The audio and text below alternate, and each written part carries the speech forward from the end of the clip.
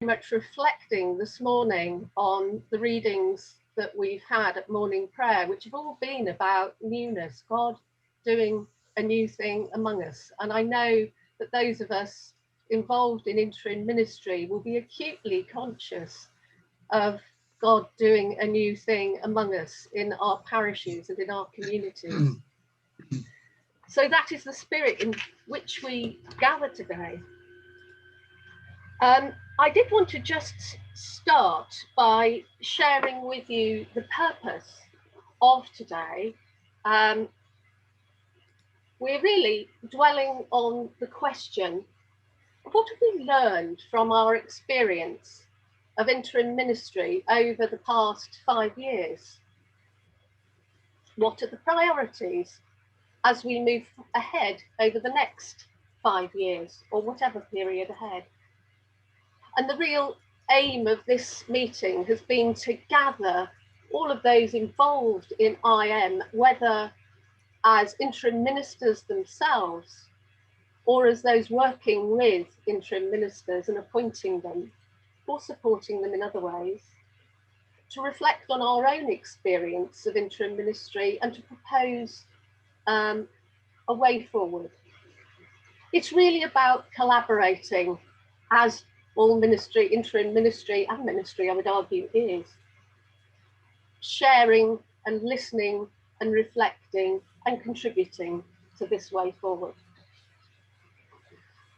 I want to just share with you the shape of the day. James, if we could have the programme for the morning slide, please. I'm sorry, I should have introduced myself at the beginning. You can see my name. I'm Helen Georgi-Gould. I have been responsible, it's been a great privilege to be responsible for interim ministry and vacancy development in the Diocese of Chelmsford, which has been a glorious godly accident, but one which I have thoroughly enjoyed. I think I found my vocation here. So the shape of the day will be, as you see it here. This morning, we're going to open with prayer and reflection led by my wonderful colleague, Elizabeth Jordan. We will share the results of the IM5 Plus England survey results, which have just looked at your experience of interim ministry over the past 5 years. And then we will lead into group reflection and discussion. And those groups, there will be 5 groups. You will be fairly randomly allocated to these groups, but I'm very grateful that we have 5 group leaders, Louise Vincer, Julie Bacon, Fiona Penny, Richard Frost, and Chris Sutton. Thank you to you all for leading those groups. And they will be responsible for gathering feedback from those discussions and feeding them into a plenary at 12, just setting priorities for the way ahead. Could we have the next slide, James, please?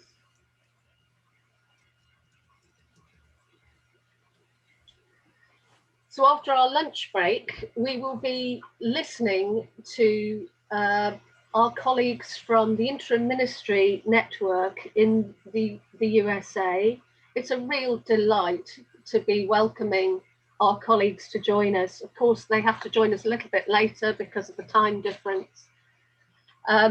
Molly, as many of you may know, has been instrumental in recent years in the Interim Ministry Network. She's a practitioner, she's a trainer, she's edited books on the subject. She's joined by Susan Eibner, who is another leader and trainer, and Cynthia Hoohey, who is the Interim Ministry Network's Executive Director, will also be joining us, but not presenting. And then after them, we will be hearing from Bishop Chris, the director of the National Ministry team, and our own Bishop Peter, who's acting Bishop of Chelmsford as well as the Bishop of Barking, and has been leading and steering the work on interim ministry in the Diocese of Chelmsford over the past 5 years. We will then, after a break, just be looking at some of the resources we have planned for the coming months and sharing just a brief preview of those. Just on the technical front, we will be recording this event. So from a GDPR point of view, if you do not wish to be recorded, please switch off your video, your camera. And during the breaks, please switch off your camera and audio, but leave your Zoom running in the background, just so we avoid any technical issues. And you should all have a crisis number for James if you have any problems. Thank you, James, for all your support in getting us to this point today.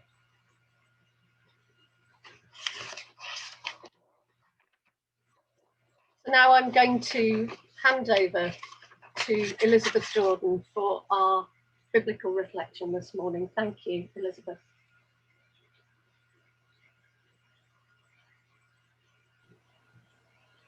Thank you very much, Helen. I'm very pleased to be able to join you today. I have just asked that we might just put up this one verse from the book of Isaiah, chapter 43, which formed part of our reading for those of you who said morning prayer this morning. For me, it has been a time of a cascade of images and wonderful language. I love the Advent readings, of which so much is about travel, journey, change, preparation. The time of Advent always seems to be full of richness and excitement, as well as warning and judgment. And this verse from the book of Isaiah, right in the center of the passage we were reading, is a promise from God. Many of us will be familiar with that picture of transition, of traveling from Egypt towards the promised land, and that liminal time in the wilderness where people weren't quite sure where they were, weren't quite sure how to behave as the children of God, and often got it very wrong, and how much they learned to become a new people of God, truly a new nation, before they were allowed to enter the promised land.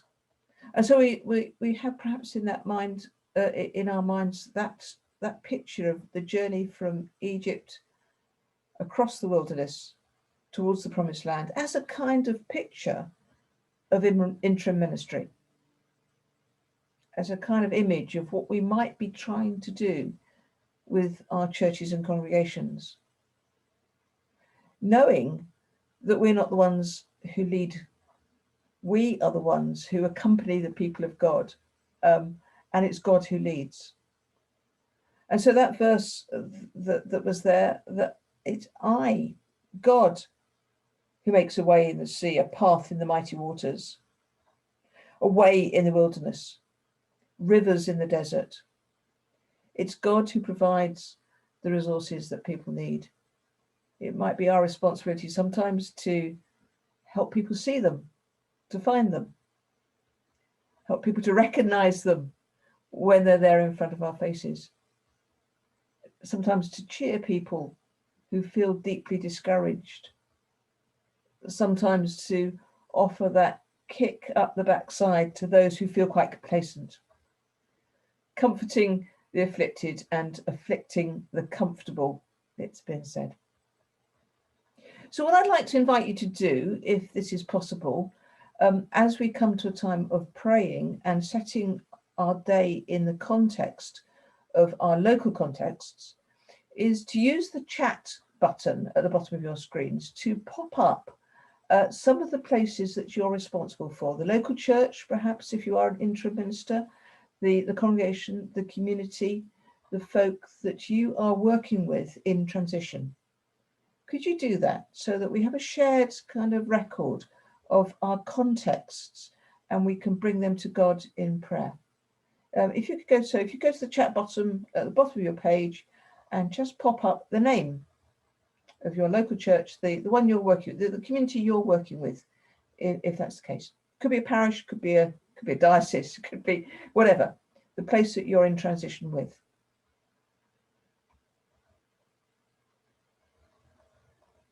Thank you.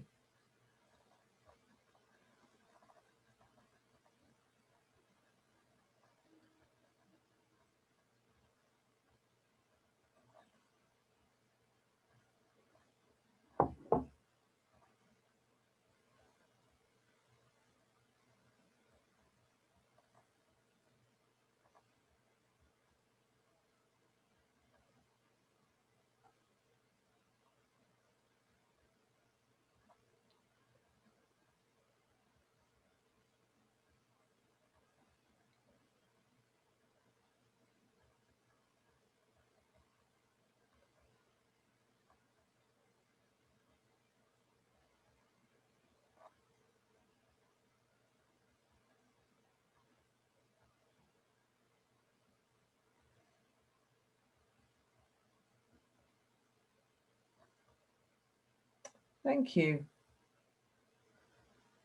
Thank you. Breadth of names and places from around the country.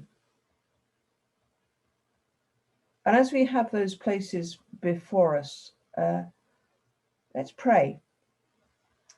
Pray for them, remembering people, their hopes, aspirations, and fears. Be quiet for a few moments, bringing them before God.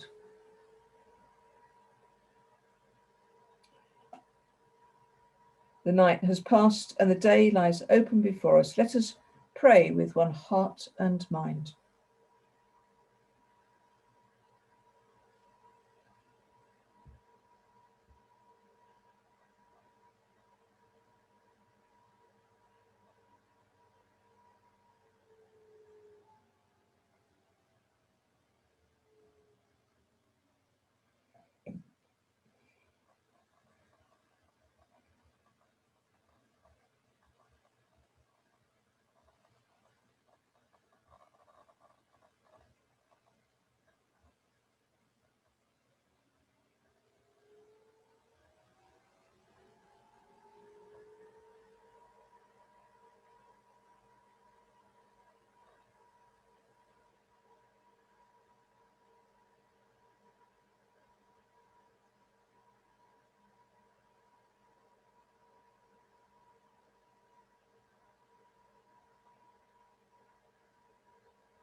As we rejoice in the gift of this new day, so may the light of your presence, O God, set our hearts on fire with love for you, now and forever.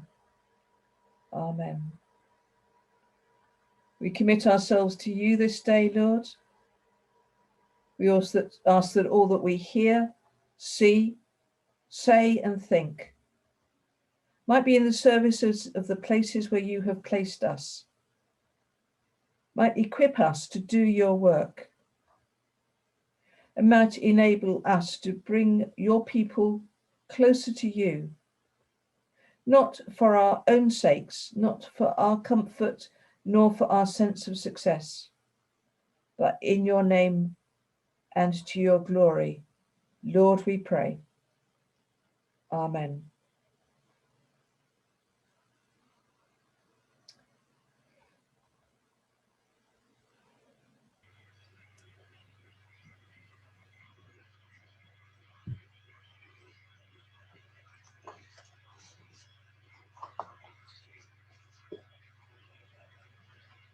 Thank you, Elizabeth. We move forward now to looking at our interim ministry survey results. I'm going to share my screen.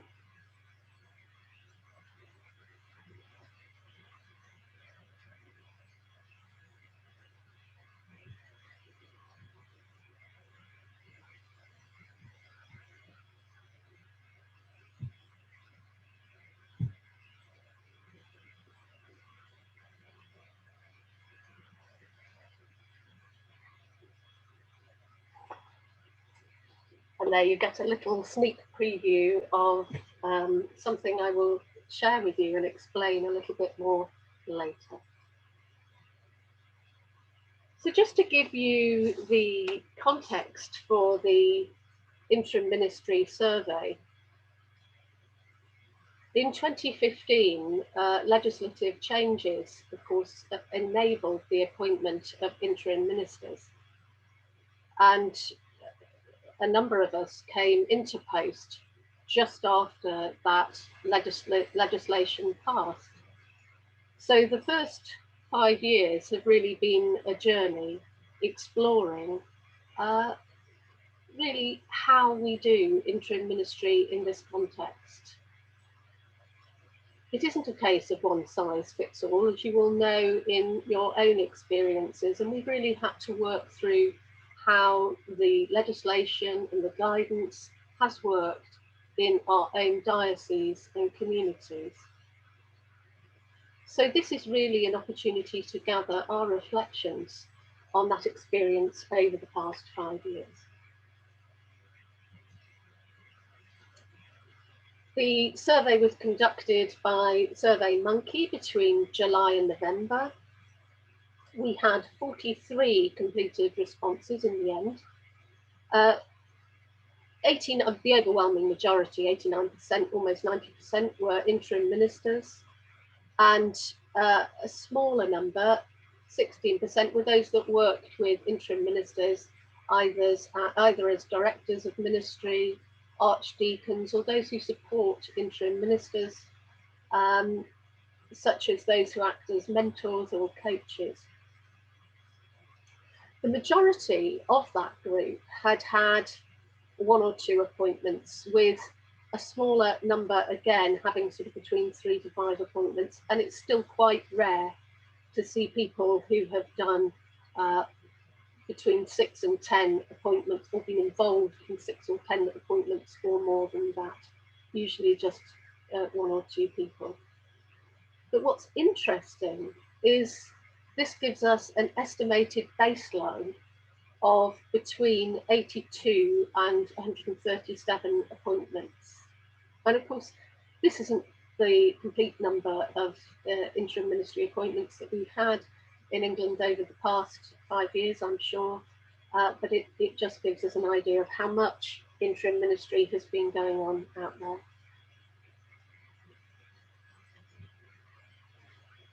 We've had responses from across 16 dioceses, 12 from Canterbury, Norwich, Lichfield, London, St Ed's and Ipswich, Gloucester, Leicester, Chelmsford, Winchester, Chichester, Exeter, Oxford and Hereford.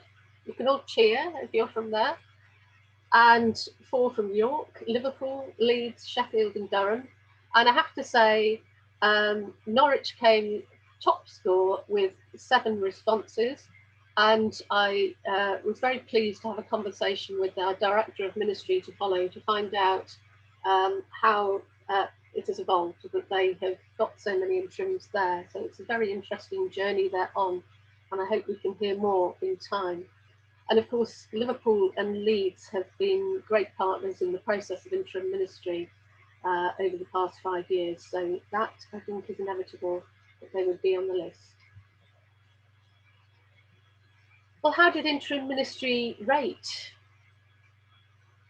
It would appear that 100% of those that responded to this question found interim ministry appointments generally effective and beneficial.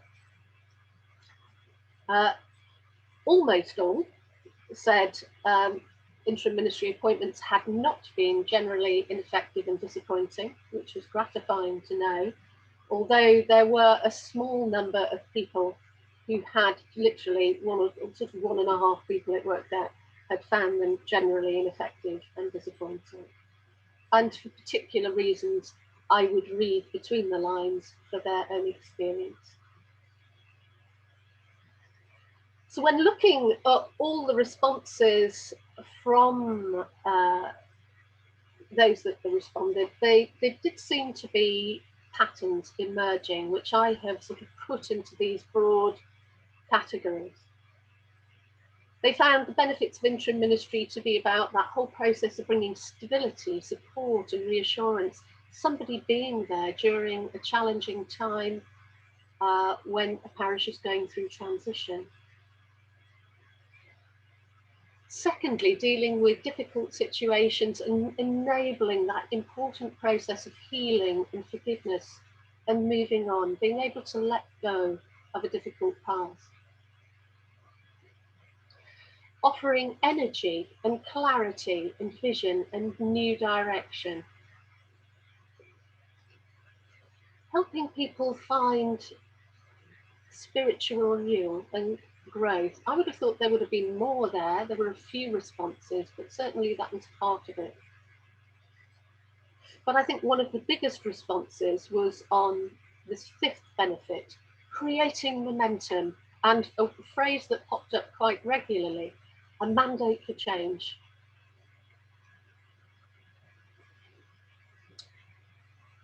Another phrase that appeared regularly was on the benefits to promoting mission and building community engagement, which was seen in new relationships and new partnerships being formed. The seventh benefit was about allowing time or allowing space for reflection on what would be appropriate for pastoral reorganisation. Again, another benefit which appeared regularly was this benefit of strengthening lay leadership, giving people confidence and courage to go and do something different, try something new.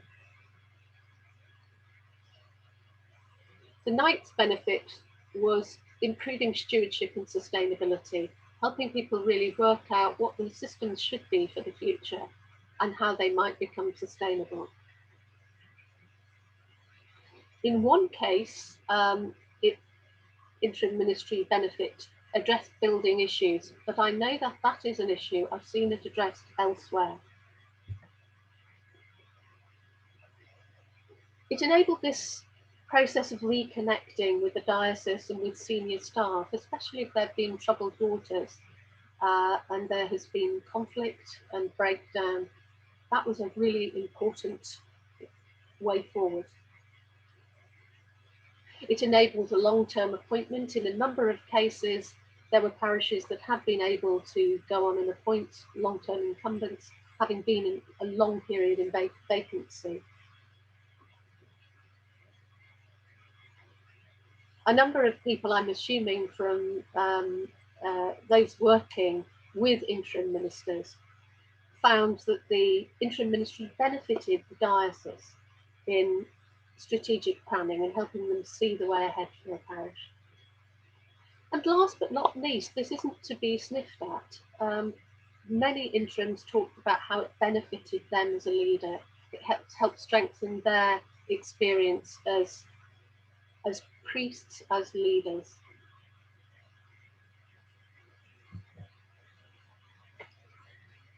And in terms of the responses that we received, what would make a difference to your experience of interim ministry? People said that they really need help with the recognition, support and awareness raising of what they feel is a unique vocation, and you can see people feeling or hear people feeling really passionate about that. Again, another regular request was the need for training and information resources. I had to laugh and share this experience with the person that responded, I'd like training, I haven't had any. And I think that's the experience of so many working in interim ministry. We've just had to dive into it without necessarily being prepared for it. Thirdly, there was a real call for this kind of model of networking and mutual support, being able to meet and share with other interim ministers and to support one another in this process. And I know that that's a model which is used in the Church of Scotland and has been very effective. There are suggestions that we need to refine the national model of interim ministry to look more closely at what we're doing and how we're doing it, and really become clearer about how that model applies. there's a real need for support and understanding and commitment from senior staff, from dioceses and from deaneries, for there to be a real culture of understanding interim ministry. There are been some really positive comments about how beneficial that support is when it comes from senior staff, or when they understand and know interim ministry, what difference it makes both to the interim and to the effectiveness of the interim process. There's a need to clarify at the beginning appointments, timescales and objectives so everybody is clear, the interim setting and also the interim minister, what they're doing. And finally, it is seen as a really rich opportunity for curates, for self-supporting and non-stipendiary ministers and retired and near retirement clergy. It wasn't specifically mentioned in the survey, but I would also add to that licensed lay ministers. We've had experience of working with lay colleagues in the diocese in Chelmsford, and it would seem like a really helpful way forward to include them. One of the things I particularly picked up on people's vocational comments on interim ministry was this just outpouring of enthusiasm for the job. You'll see these comments here. I experienced interim ministry as a joy, as an opportunity and a privilege, as an exciting and rewarding ministry. One person commented that it had enabled them to learn and to use their skills well. But I think most fascinating is this final comment, which really has had me thinking for a number of weeks. Interim ministry has changed my inner core sense of ordained priestly ministry.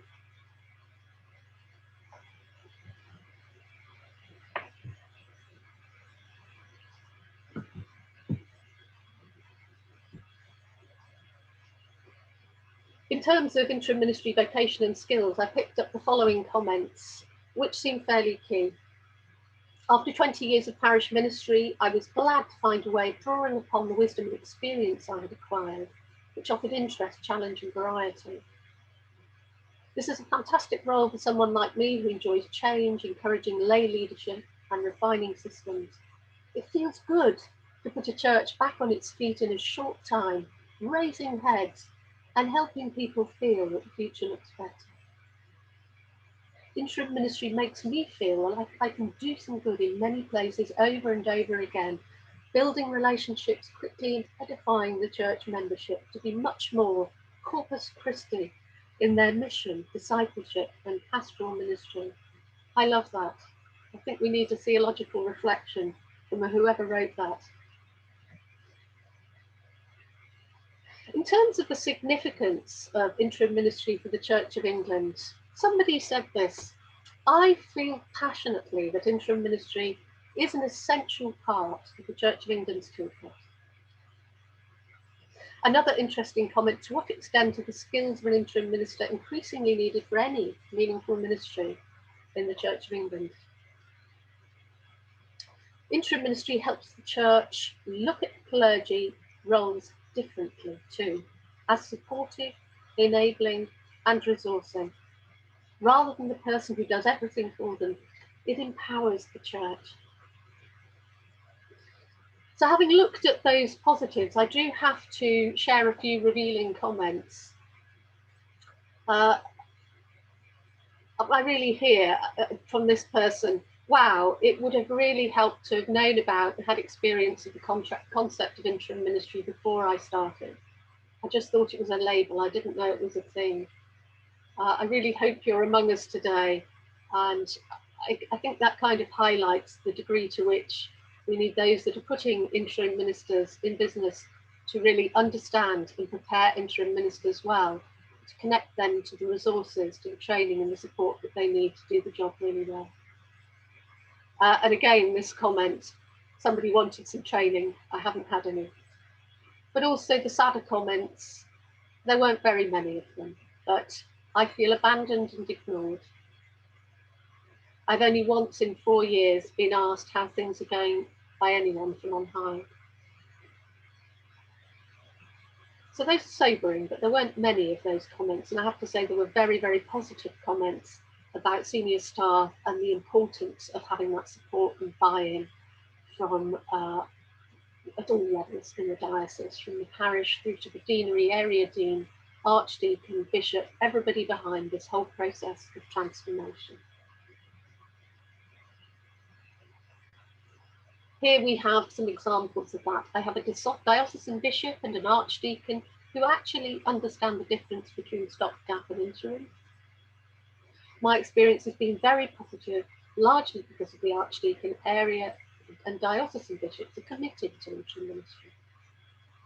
I was well supported by either bishops or area dean. The support of the instructing party, as it were, is crucial.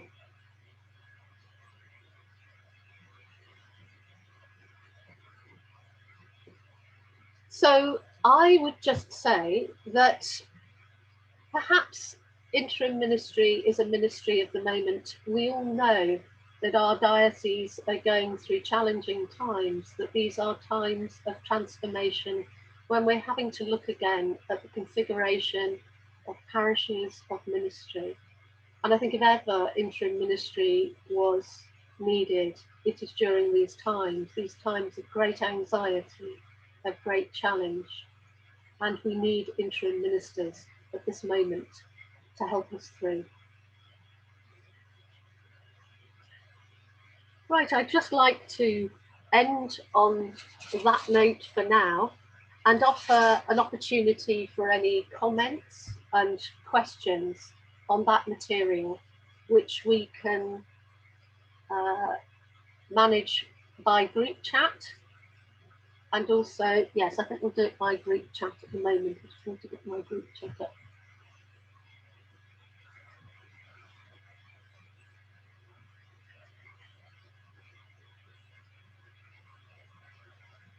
I'll just give you a minute to reflect.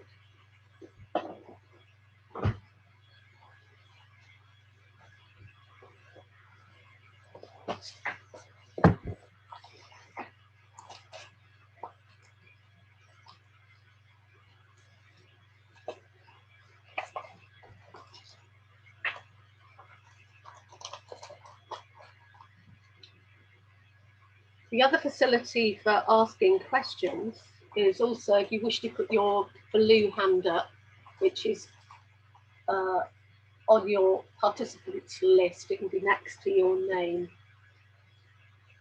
where it says more.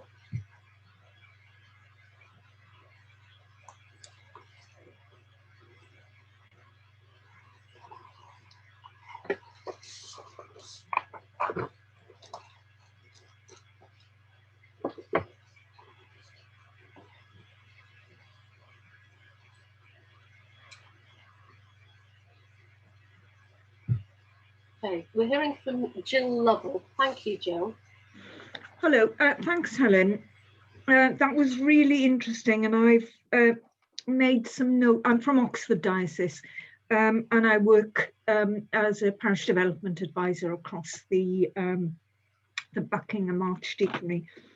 We've got a number of interim ministers and are considering appointing more.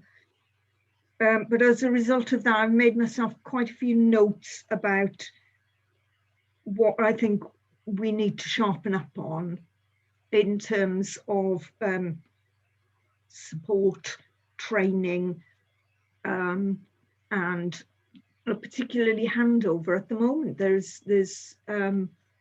we haven't got any sort of process in place for handover. When you said there were 82 to 137 appointments, I wondered how you'd measured that. You know, where you had measured it, and reflecting that I talked to one of my admin colleagues to get her to list our interim ministers in our archdeaconry, and we had to do it from memory because our central database system doesn't have the designation interim minister on it. we use the central church system. So that would seem to be, a gap. We can't register people even as interim ministers on that. Thank you, Jill. That's really fascinating, isn't it?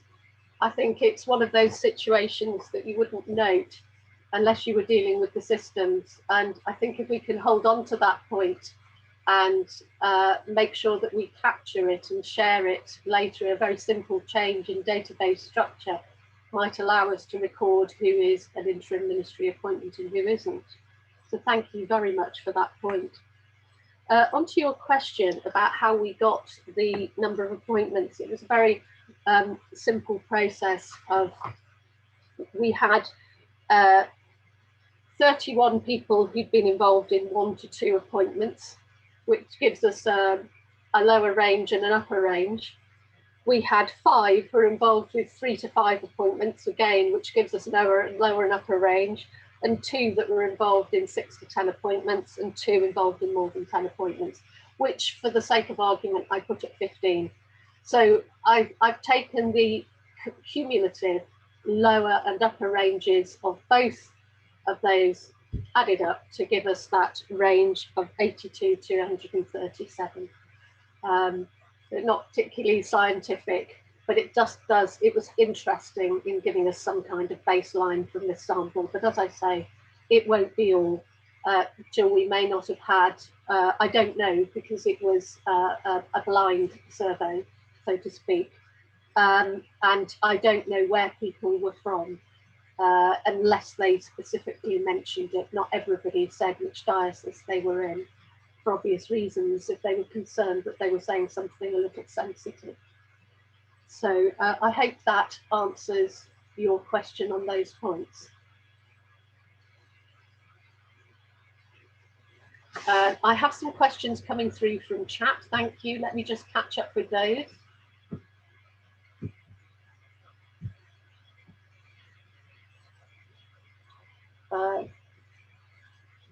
Julie, I don't know, but somebody else might be able to answer.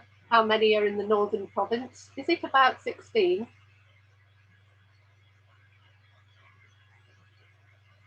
I've just Googled and answered my own question. I think it's 12 in the Northern Province and about 30 in the Southern. Thank you. Yes, it would, Fiona Penny, it would be interesting to know the total number. And again, I think that's a question that we can take back and ask. I think I've asked this question of the of the staff in that department, and I don't think there was a way of them finding out. I think I might have asked this earlier this year before planning this survey. I think what would be interesting is those, we're talking about local lay ministries and things like that are in an interim ministry role, but perhaps because they're not stipend or anything like that, that whole other group of people are probably being missed off completely. Because for me, one of the tensions that is about holding it in creative tension is stipend and non-stipend, and what the cost is to the diocese or the church and that kind of thing.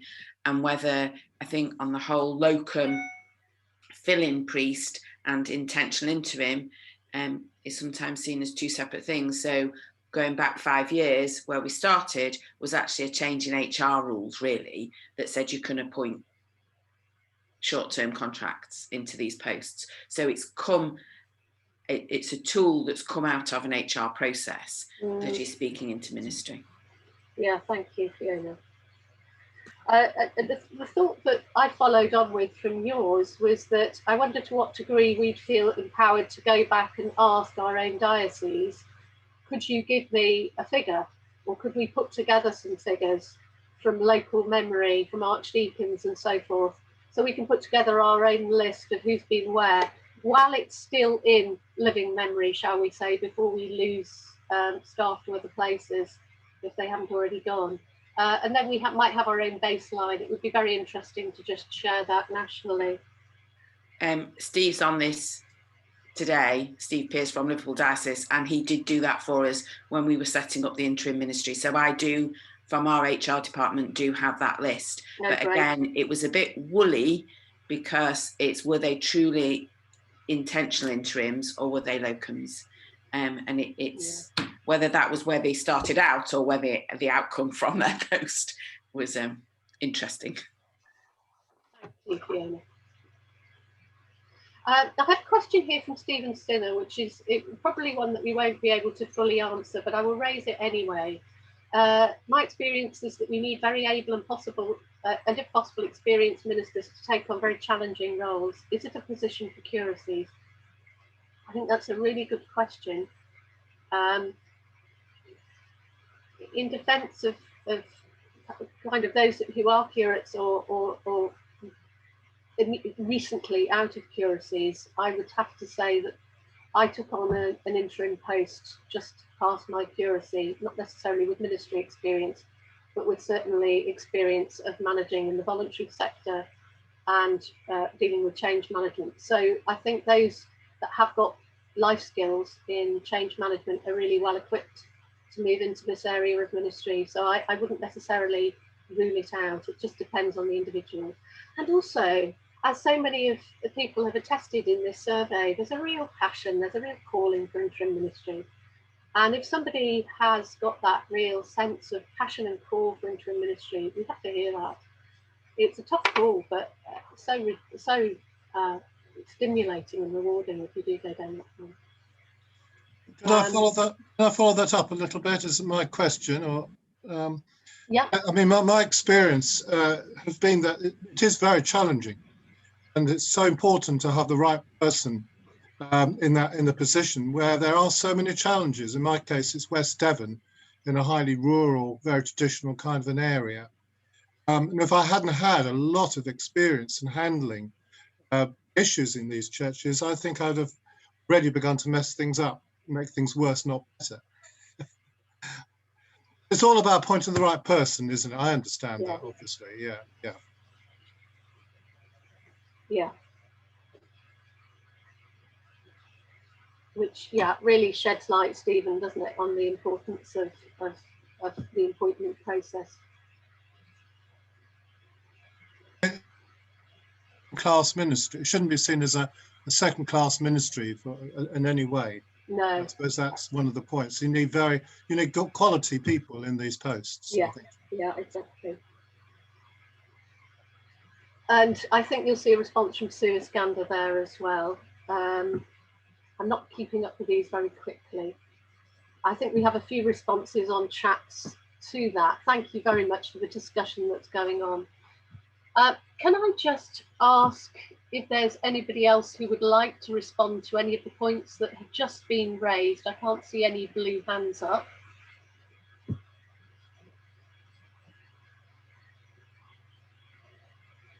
I'm back to Jill Lovell. Jill, thank you. Sorry if I'm not allowed a second question. Well, I just wonder if the statement of particulars that people get, or the common license, actually says interim on it. I don't know. Perhaps I should, but it does. I'm seeing somebody with a thumbs up. So that might be an easy way of getting the stats from across the country, then, to see how many have had that on their SOPs. Yeah, thank you.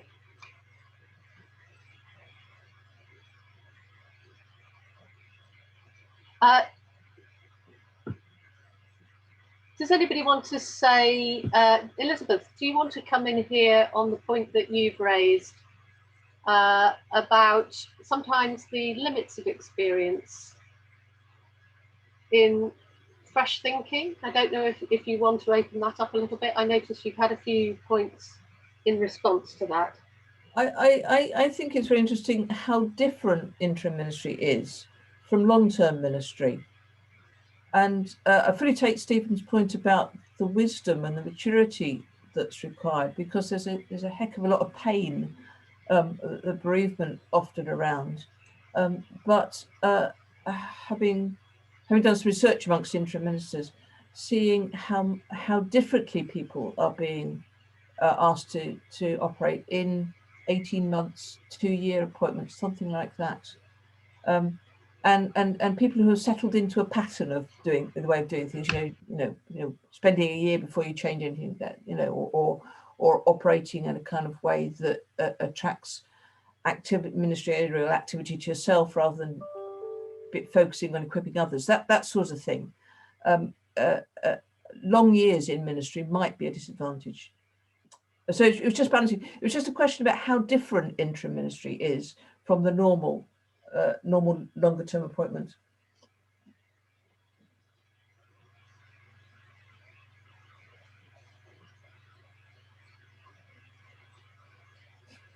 Yes, thank you. Jill's just responded on that point in saying somebody's been in ministry for 25 years and has not learned or changed. How much experience do they have? And there's a very rich discussion going on there, but I don't think we can cover it all. But I think I'd just come back to Stephen Skinner's point that it really depends on who you're appointing and whether they're fit for the post and the tasks that are required of that post. Can I just ask,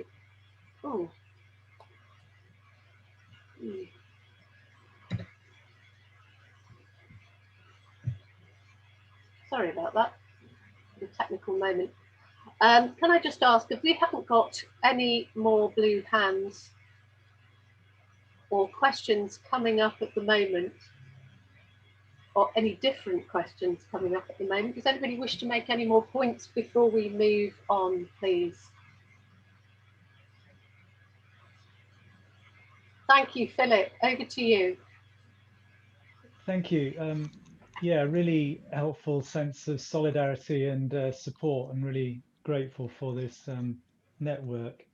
I think the issue that the terminology and reference has often been made to stopgap as opposed to proper IM ministry, and I think that remains a massively complex area. So, I get the feeling from our diocese that they say, oh, we're very keen on a mixed economy, which actually I can see the thinking behind it, but it's a way of discounting, I think, the specific focusing and shaping and skill set that's attached to an informed interim ministry. So I think we do need to find a way of sort of registering that.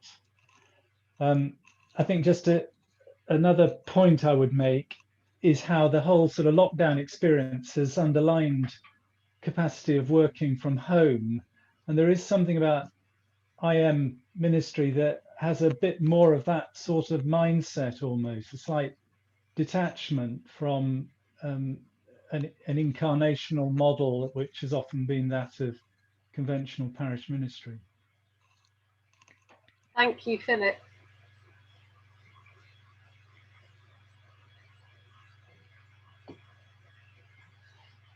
I think, can I just respond to your point about the mixed economy? Because I think this is a really interesting emerging point. After about 25 years, I think it would be fair to say, maybe 30 years in the United States, and maybe our colleagues will confirm this later, they really started to re-look at the model that they'd developed and been using, and started to refine it to the point that where Norman Bendroth edited a book called Transitional Ministry Today, not so long ago, I think it was 2015.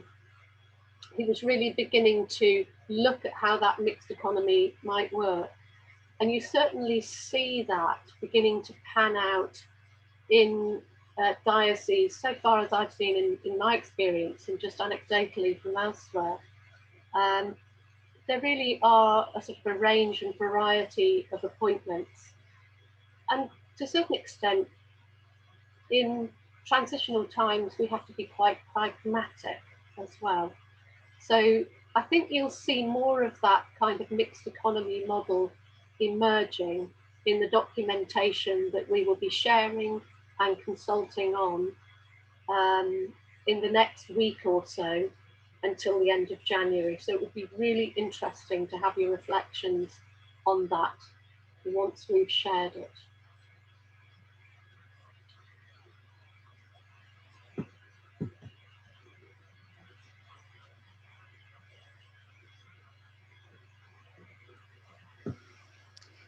Oh, Richard Frost, I'm sorry, I have missed you. Richard, would you like to say something here? Thank you for alerting us. Just to stress, if you can put it on the group chat or put your blue hand up. Richard, are you there? You need to unmute yourself.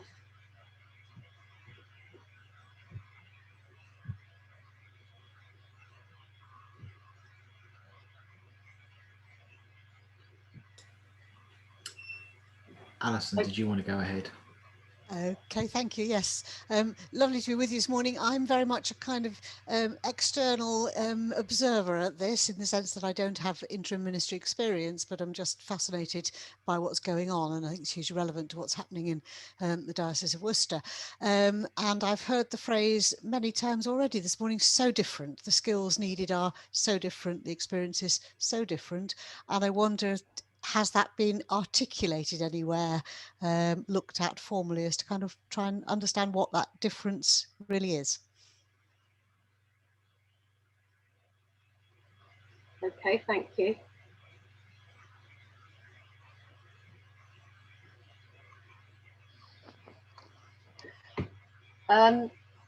Others may have a response to that. I'd just like to say, yes, I think it has been articulated in the literature that we've had from the United States and from other places where interim ministry has been discussed quite extensively. I would hope that the resource materials that we're producing and will be sharing shortly will articulate it further.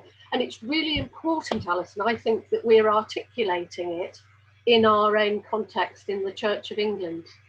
So 5 years ago, we didn't have our own experience, well, much of it, we did have some to share, but now we do. And actually, we're beginning to pull back into our discussions now, thank goodness. The pioneers, or some of the pioneers who were doing this work and trying out this work 10, 20 years ago. And I'm very pleased. I hope we have among us somewhere Richard Impey. Richard, are you here? Hello, Richard, you're waving at me. And Richard, I would very much class as one of those pioneers. I have in my toolkit here an item that Richard wrote in Church Times. Richard, when was that? About 1990 something?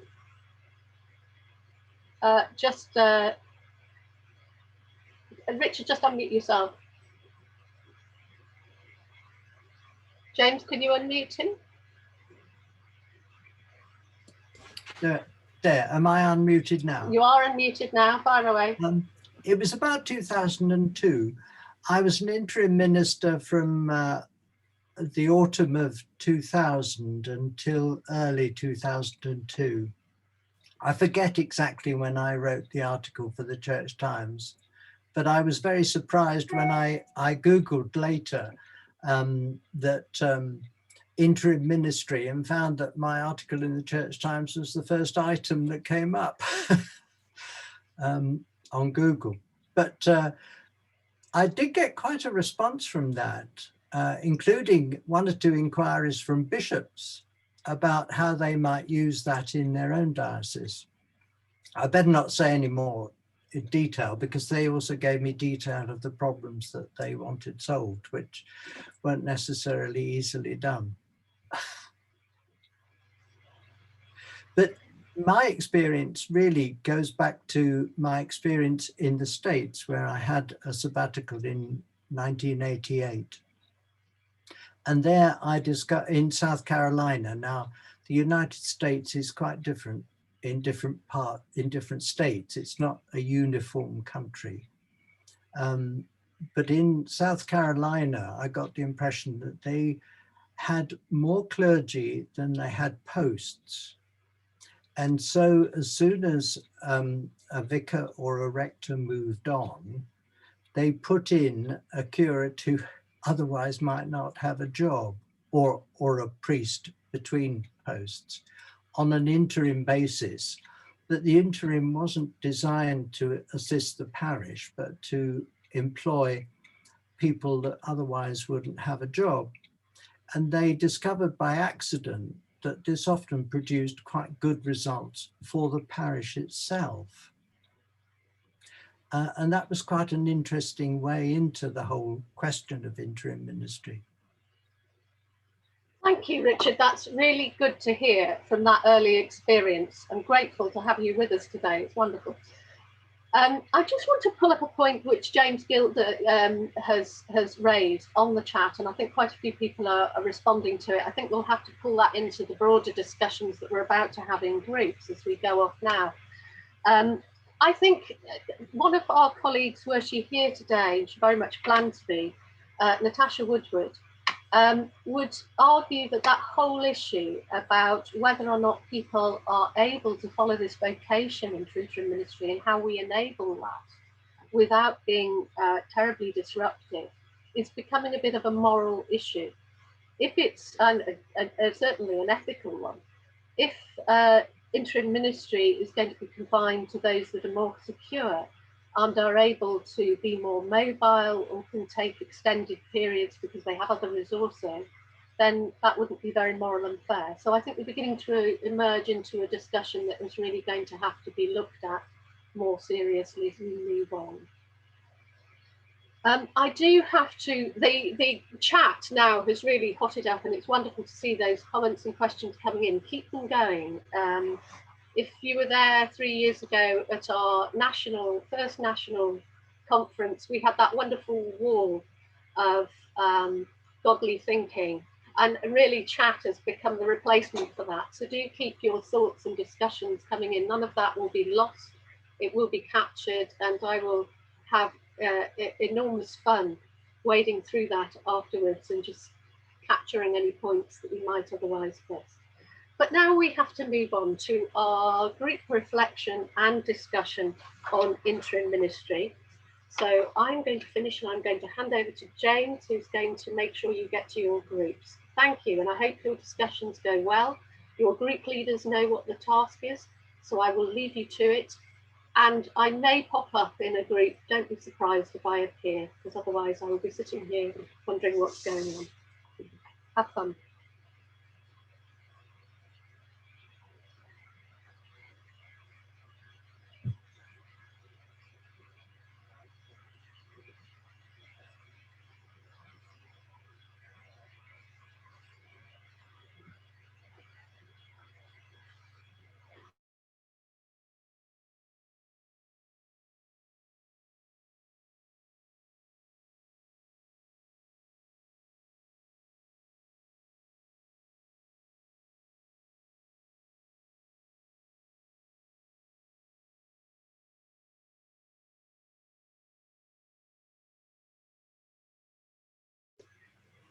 Sort of changed their thinking on interim ministry.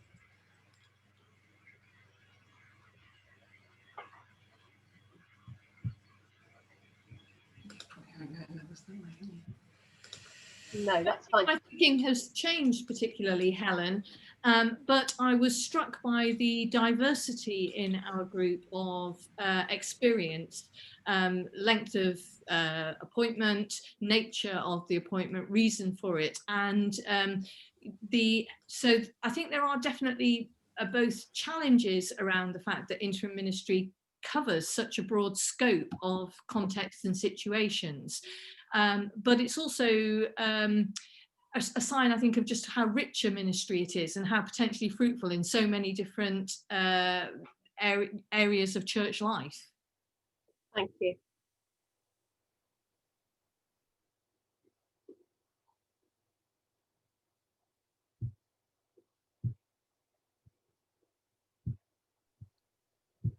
Can you hear me, Helen? No. Is that Richard? Yes, No, can you hear me, Helen? Please do.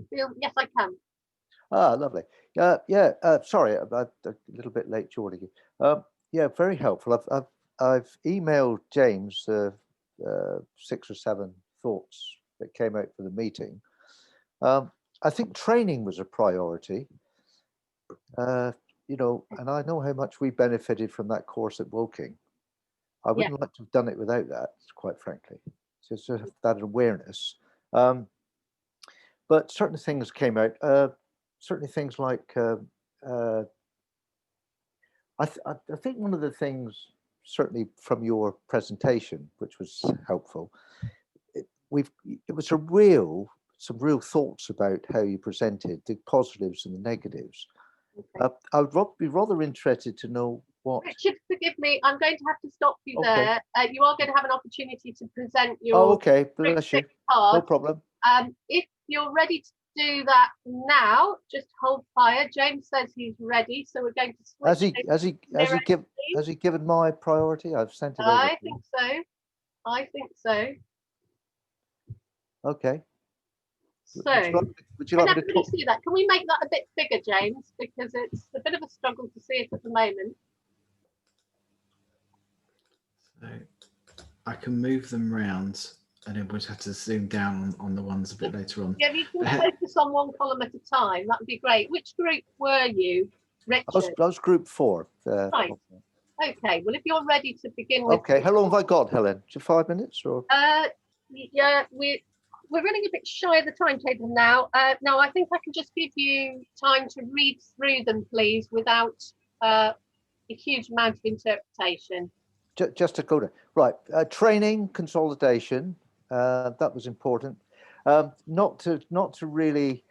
We found that was certainly for if you're going into IM, to certainly have a training. The course at Woking was very helpful, I found, and I certainly, having done IM, I found that was a very useful course to go on. Very useful and helpful. Conflict management, perhaps. I think one of the areas, speaking from experience on that, is that whichever way you go, there's an area there is an element of troubleshooting. In conflict management, I just feel that needs. We talked about that. Perhaps an awareness, a bit more of relevance, and the reality of what you can face in churches. Certainly when you're going in cold, but to certainly have that open mind about things. But we did talk about that at some length. Conflict management, tools, awareness, relevance, and given situations. Communication awareness. We talked about you need what you need. Perhaps an area to understand what you're going into, which could be very superficial sometimes. On the face of it, everything looks fine, you're welcomed and everything else, but there could be an undercurrent in some churches that have been there for years, contextually, historically, story-wise, whatever. And there was a feeling of, well, you need what you need. Some of the background saying, well, go in with a complete open mind, saying, well, if there's real problems, I had a real problem with the safeguarding issue, which would have been very helpful to have known in the place I was in, a very, very, very bad safeguarding issue, which I had no idea about, which I had to sort out. And that took a lot of time, and it caused a lot of bad feeling, because I ended up by banning someone from the church. It was that bad. But anyway, you need what you need. Job security, certainly an area we talked about is looking at the IM ministry as part of a much bigger whole. You can't see it in isolation. And the inference on ministry, I think, is important. I know interim is the bit we use in between, the go between, but it is ministry and part of a much greater whole in the church's vocation. So that was important, not to be, because it can be you can be seen as a separate, as you can be a bit of an headless chicken sometimes, separate from the church's mission as a whole. So always to see it as part of a much greater whole in that one. So that was talked about. But job security, and part of that, of course, we talked about define nationally. That's interesting. What is interim ministry? There was a little bit of vagueness. Actually, what is it? What is it about? Have we really got a handle on what it really means? And I know we talked to transition and change, but what is the interpretation? How does that how do we square the circle with what is it? What is it? Distinct from other ministry. Financial, a little bit of concern about the financial as well as ministerial support. And we heard a lot about support. Again, from my experience, yeah, we had support. I would say that what was helpful for me, would have been helpful, was is I didn't always feel I had the support of the diocese, whether they knew too much about the process itself. And I should hasten to say bishops on that one as well. I felt this idea of a stopgap.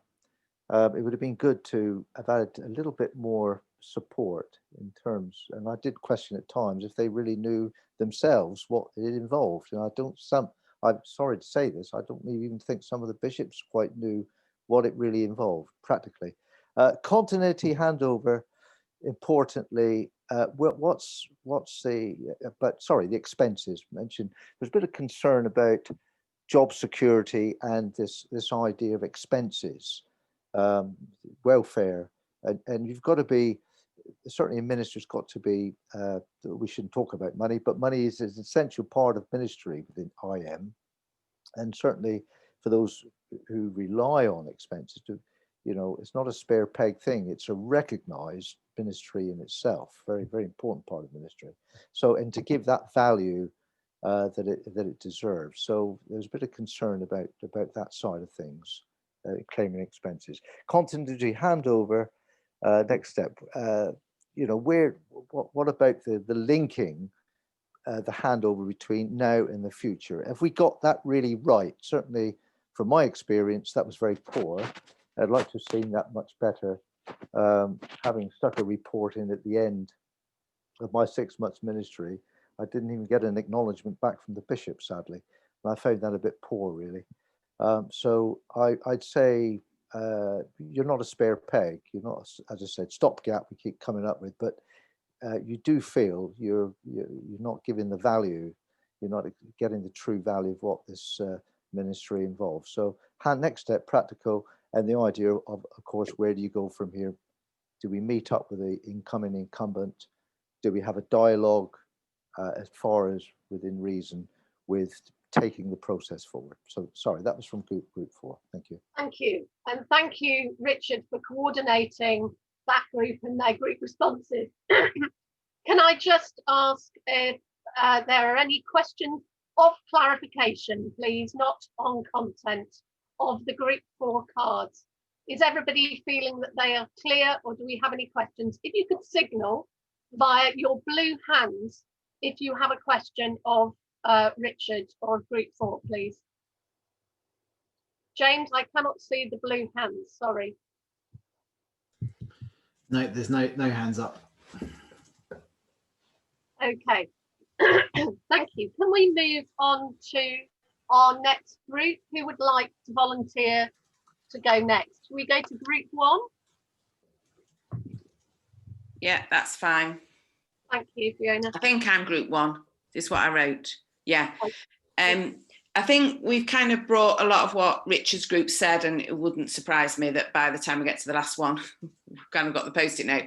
I think a lot of what he said would be gathered into a statement of good practice for interim ministry across the Church of England. We felt there was quite a few trains of thought that we managed to get into one post-it note to say, actually, this is what good interim looks like. So gather a lot of the experiences. Again, what Richard said, an evaluation process that's clearer for before, during and after interim. I think someone said that they hadn't been contacted over the 4 years of their interim. And as I said, well, my archdeacon gets an email every 6 weeks, updated, that everybody, the church wardens and everybody sees. So we all know where we are on this process. In Liverpool, we've started to put a digital toolkit together. So a central point where you can say, this is a really good book to read. And this is why I enjoyed that book, what was helpful about it. And perhaps somewhere where we can share stories that have been anonymized to say this was a good thing. Where you can put things like the interim report, stuff where Elizabeth's research can go, so we can, if you're thinking of doing it, you can actually go somewhere and go, oh yeah, that echoes and rings a bell. Training, obviously, I think Richard covered most of that. Family systems conflict and those difficult conversations. How do you ask the difficult question? We were blessed to have Susan in our group who has some mentoring training, and she was saying about some of those mentoring questions that if you can't ask this difficult question, why not? So there is a deeper well to going in that area. And then I think, again, a catch-all post-it note about resourcing interim ministry locally and nationally, that it needs some, in this time of scarcity as we come out of COVID, and that's my next, one of my other points was, as we come out of this and we are going to be facing austerity, and particularly, I don't know about you southern people, but us northerners are definitely in that place, how it's going to be easy to not resource interim, that but if we actually believe in it, then it needs a strategy for resourcing. And then there was, you can often be on your own in a different parish as an interim, and being aware of that, of a buddying system, a spiritually, for, you know, people who are in your prayer group that aren't necessarily anything to do with the parish, or they're a safe space for you to pray and discern spiritually with, some kind of mentoring system or bullying system. I came out wrong. Buddying system. To help everybody, not just new starters, but a safe space with that. And perhaps, you know, now we're on this Zoom and Miro and all of that, that actually it's out of your diocese, so it's a bit safer because it's a bit further away. I think that was kind of what we did. Group 1, was there anything else to add?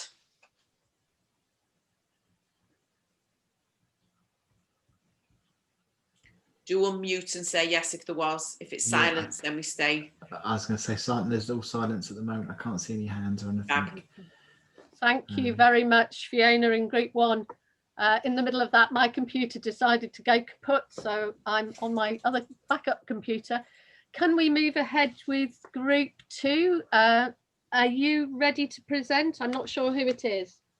It's me, Julie. Yes, very happy. Thank you, so we had a very rich discussion, and a lot of the things that we talked about, I think, have, as Fiona said, already come out from the first couple of groups, and so I'm sure there are common themes here. So in no particular order, as they say on Strictly, here is our first one. We felt that it was important that we develop good processes for reviewing how interim ministry is progressing, that involves all the stakeholders in the ministry. So that's not just the interim minister, it's the parish, it's all parishes, it's the senior leadership, everybody who has kind of got an involvement in why this ministry is happening, and it should be appropriately challenging as well. There can be a tendency, somebody in our group said, for it to become a bit cozy, and we just need to know that actually it should be a challenging process as well as a supportive one. There was something around looking to discern the people who are actually gifted and skilled in this area, and that can be at all levels, right from the original point at which somebody is offering themselves for ministry, through the training process into curacy and beyond, and in particular avoiding the danger of just looking for an available bod who's not actually doing anything else to do the work, but actually putting people into posts who are appropriately skilled and gifted. There was something about being proactive in the use of interim ministry, it not just becoming a stopgap or a default, but that it is actually proactively and intentionally used. And in order for that to happen, it does require that the people making decisions to understand what interim ministry is and isn't. So there's kind of an underlying aspect to that particular priority. James, if you could scroll me up a bit, thank you. Yeah, so, and that involves promoting awareness of what interim ministry is. My suspicion is that possibly it's patchy, that there are some dioceses that are better on with this and where the church leadership has a better understanding and engagement. So it needs to start there probably, but it also needs to be something that's better understood and people are aware of in our parishes and congregations. we also put in our communities there in the background, just because there is a tendency for communities to think they know what a vicar is. And if you're coming in as an interim minister and you're not quite fulfilling that role, there is an educational process that needs to happen there. But that's a kind of a much broader remit. Investing in training, other people have talked about this, and that it should be expected that it shouldn't just be accepted that people can go into an interim role without appropriate training. It should be something that is a prerequisite. And then I think these were probably from a note I did about other ideas. Role descriptions should be clear, should be focused. We had a discussion about how many things should be in a role description, and that might relate to the length of tenure of a particular interim post. But there should be clarity of expectation around that, and also, about buy-in as to how that role description is formed. Is it a top-down thing, or to what extent the parishes are involved in creating it? Developing good processes and rights around the start and end of interim ministry, processes to support the interim minister and make sure that their well-being is cared for. Rights are important in marking those things liturgically. One of our group particularly had experience around this and the value of that. And then we thought that whilst recognising the fact that interim ministry is such a broad church, if you pardon the expression, where could we look for consistency? And we thought that we could look for the development of national benchmarks around competencies, qualities and skills, rather than around what a job description should look like, because the jobs are so varied. Okay, I think that's it.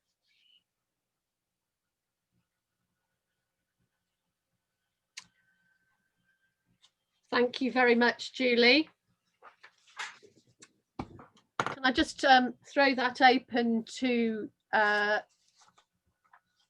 group 2? Any clarifications, amendments, additions from your group? Just speak up if you...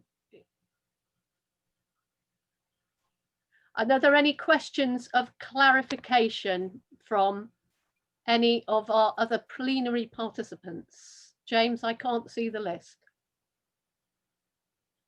No, there's no blue hands. Okay. Thank you. Moving on now to group 3, please.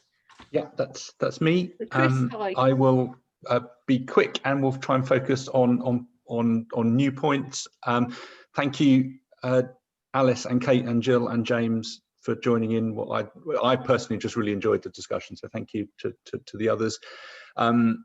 We did go for a national role description.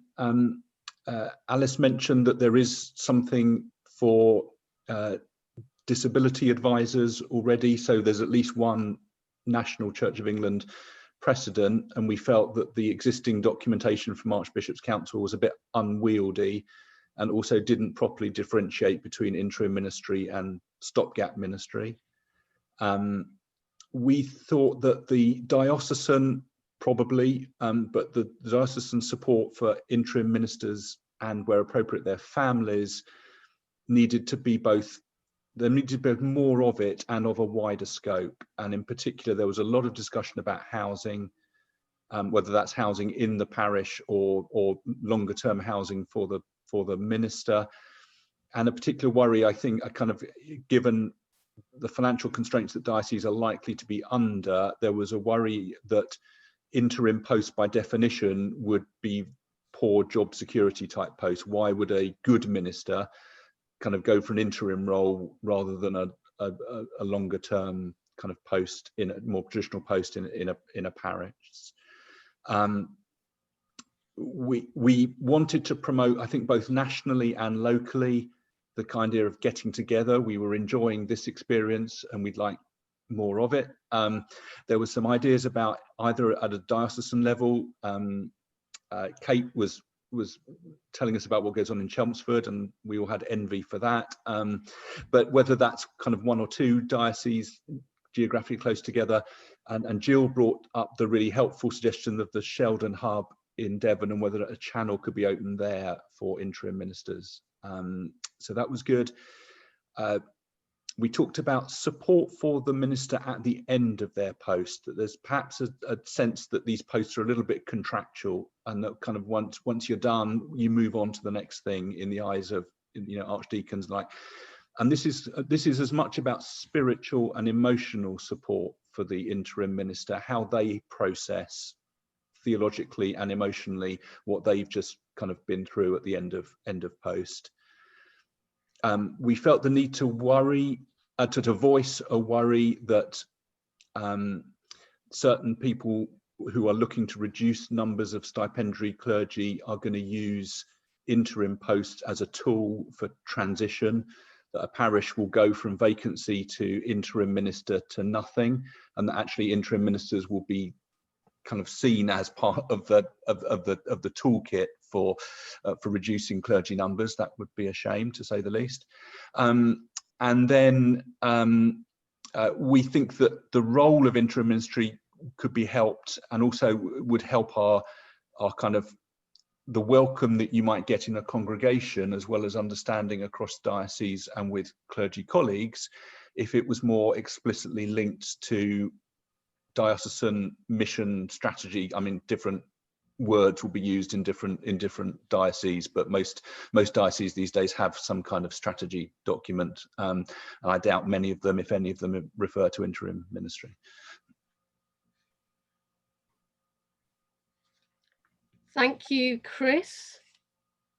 Can I just ask for any of Chris's group in group 3 if they wish to add to that or clarify anything? Just speak up if you do.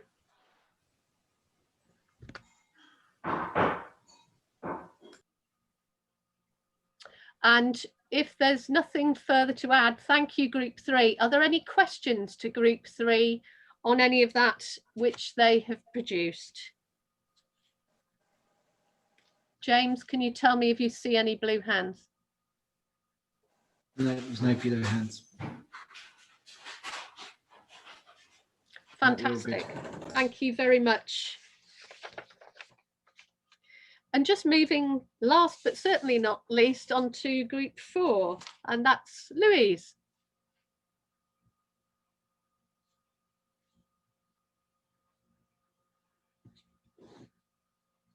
Louise, you're on mute. Okay. Thank you. Right. Okay. So the first one, improve. We wanted to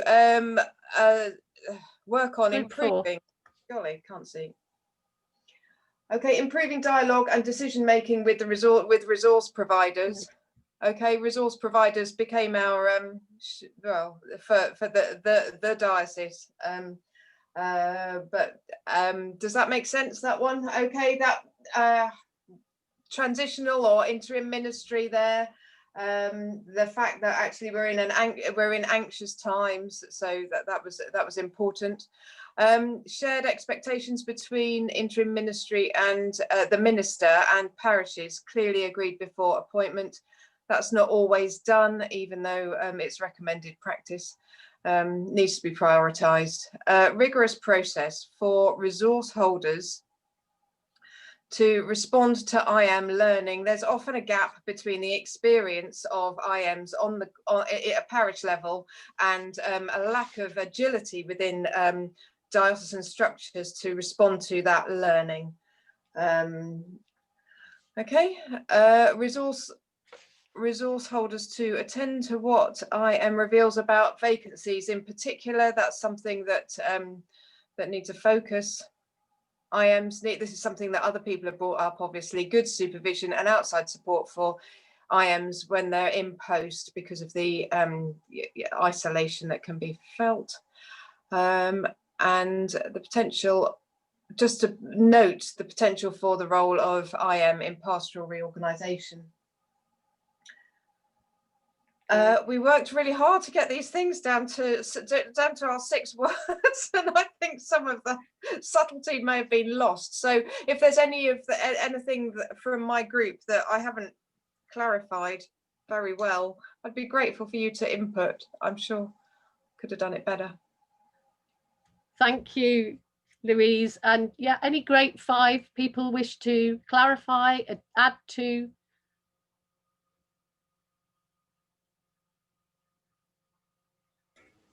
Not that I can hear. Any questions from everybody else of clarification? Thank you, Jill. Yeah, I'm interested in the point that you made about vacancies. Can you just expand on that one a little bit, please? Elizabeth, would you be able to say something about that? Just what was exactly the question about? So if I can just... I'm just interested in what you talked about in terms of vacancies. Oh, I see. Attending to what IM reveals about vacancies. So a bit more detail around that would be helpful. I think one of the things which has encouraged us to do is to say vacancies are going to be normal and long lasting and not a short interim between two settled points. So it's not, you know, whatever the end of the vacancy looks like, it's going to be different from the beginning of the vacancy. And that's going to be true for everyone. And that part of the role of normal ministry, if that might be, you know, a term, will be to prepare the local church for the vacancy.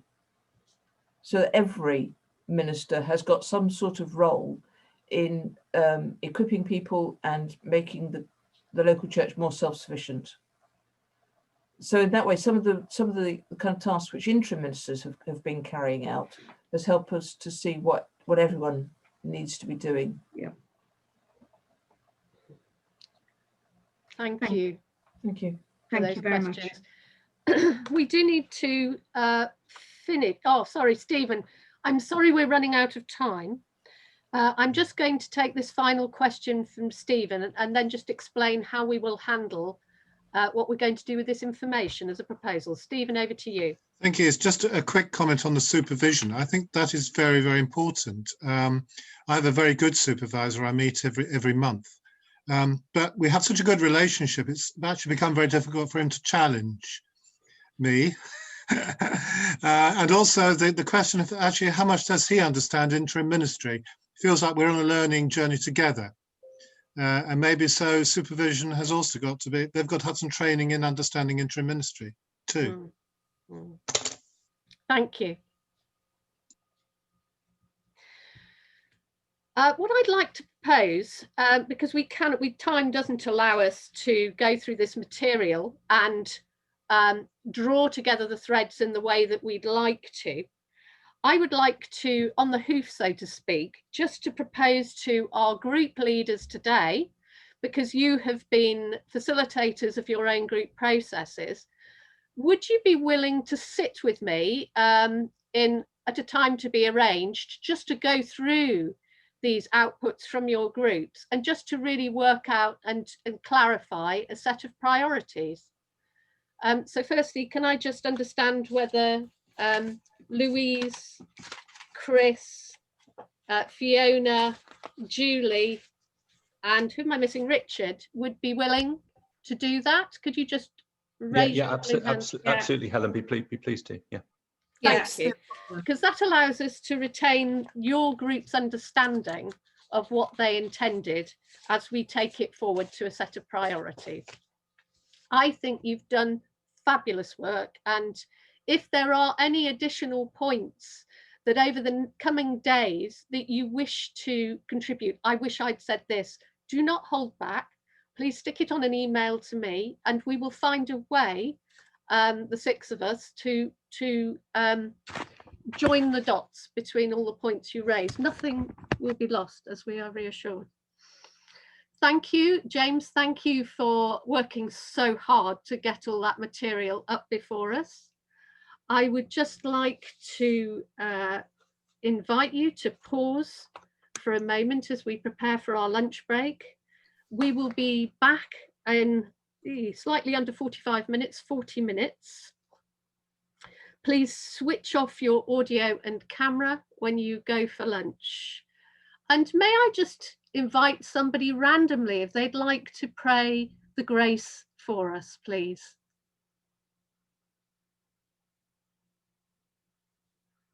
can't see if anybody's volunteered for that. Sorry, has anybody volunteered there? Jill, I can see you. Would you feel able to pray the grace for us, please? Yes, okay. Yes. So, Father, we thank you for this morning's session, for all we have learned and all we have shared. And we ask you now to be with us as we go to our lunch break. We thank you for the food and the refreshment that it will bring, and ask you to keep us mindful of those who are in need this day. In Jesus' name, amen. Thank you all. We'll look forward to seeing you after the break. Thank you, Jill.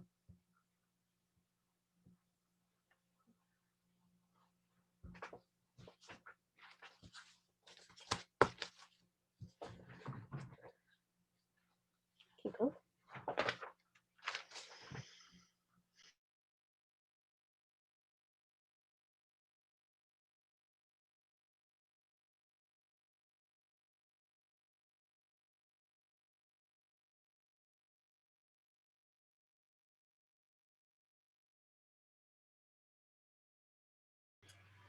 Thank you. Thank you, Helen. I am so grateful to you for inviting the three of us from the Interim Ministry Network in the U.S. to come here and to begin by reading all of the information about what the Church of England has been doing.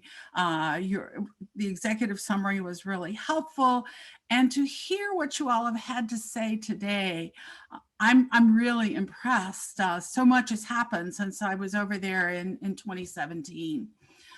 Having looked at this material that Helen has sent out and having listened to you today, I want to share with you a little bit of our experience here in the US and kind of set the foundation. And then Susan will talk about how we're doing things today.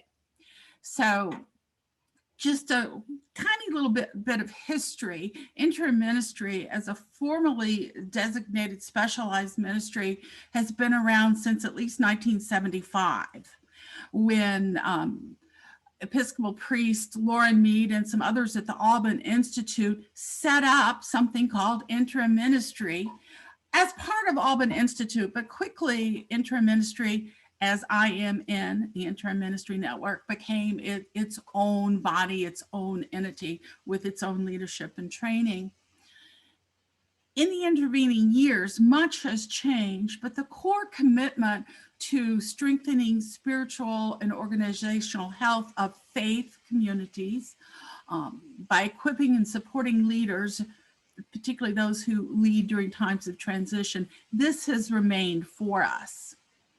In 2012, I was part of a group that completely rewrote the IMN training process. And as a result of these changes, we moved from a didactic form of training into a more experiential form of training. In addition, in this new training process, it became very important for us to emphasize the connection between interim ministry and the faith tradition. Interim ministry is not just a technique that comes out of psychology and business management. It is very much a part of our faith tradition, and that is incorporated in all of our training. In addition, we came to learn that some people had a really false view of interim ministry. They thought it was medicine for sick congregations, and so we really needed to change that perception.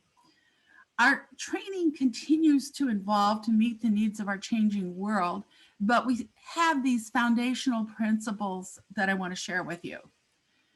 In listening to the reports that you all have just given, I really heard a call for clarity about the work of interim ministry, and I think that call for clarity has been part of our journey too.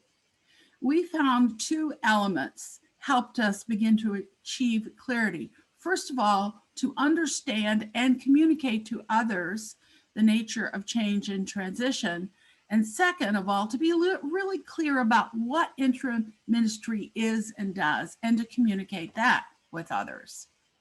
So first, We use the work of consultant William Bridges to come to our definitions of change and transition.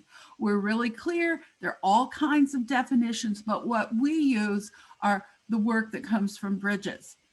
Change. Change is situational and external event.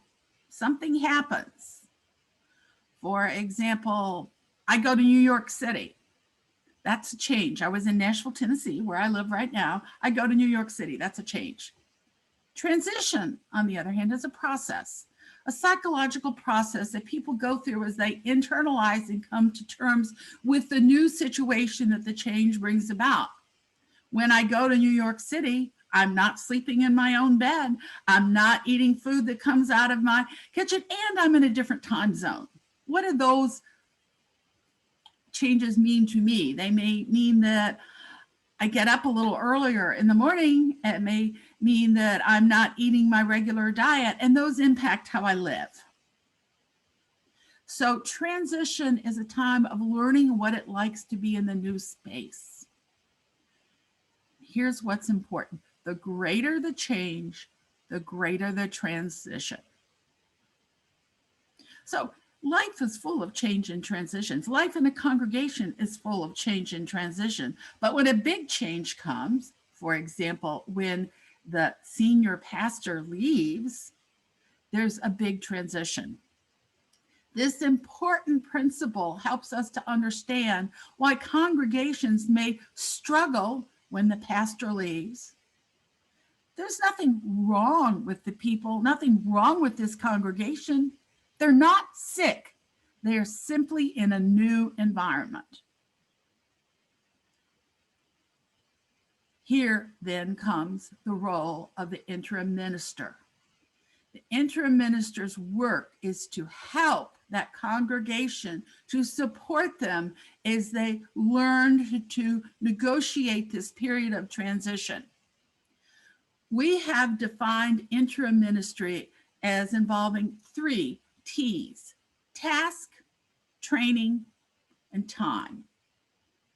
The task. What is the work of the interim ministry? It is defined by the nature of the change. It is the work to be done during the transition. So if the change is that the pastor, the vicar has left, then the work is to prepare for the arrival of a new cleric. Maybe the change is they've run out of money. So then the task might be to prepare them to figure out how they're going to get more money or what they're going to do in their changed financial situation. So the task is always determined by the nature of the change. Next principle, training. The education and the experience that the leader needs in order to facilitate work on this task. And you mentioned some of this need for training in some of the reports that I just heard. So what kind of things are included in training? Understanding change theory, family systems theory, conflict work. Acquiring the personal characteristics that allow the leader to be faith-centered and a non-anxious, self-differentiated presence. Learning to ask good questions. And here's the key. Understanding that the leader's role is to facilitate the process, not to solve the problems. And finally, each situation is unique. Therefore, the interim does not have a plan to implement, but a toolkit to use in each situation. Interim training provides the interim ministry with the toolkit, but not the plan. There is no plan. It only comes from the situation. The third element is time. It is time-limited work.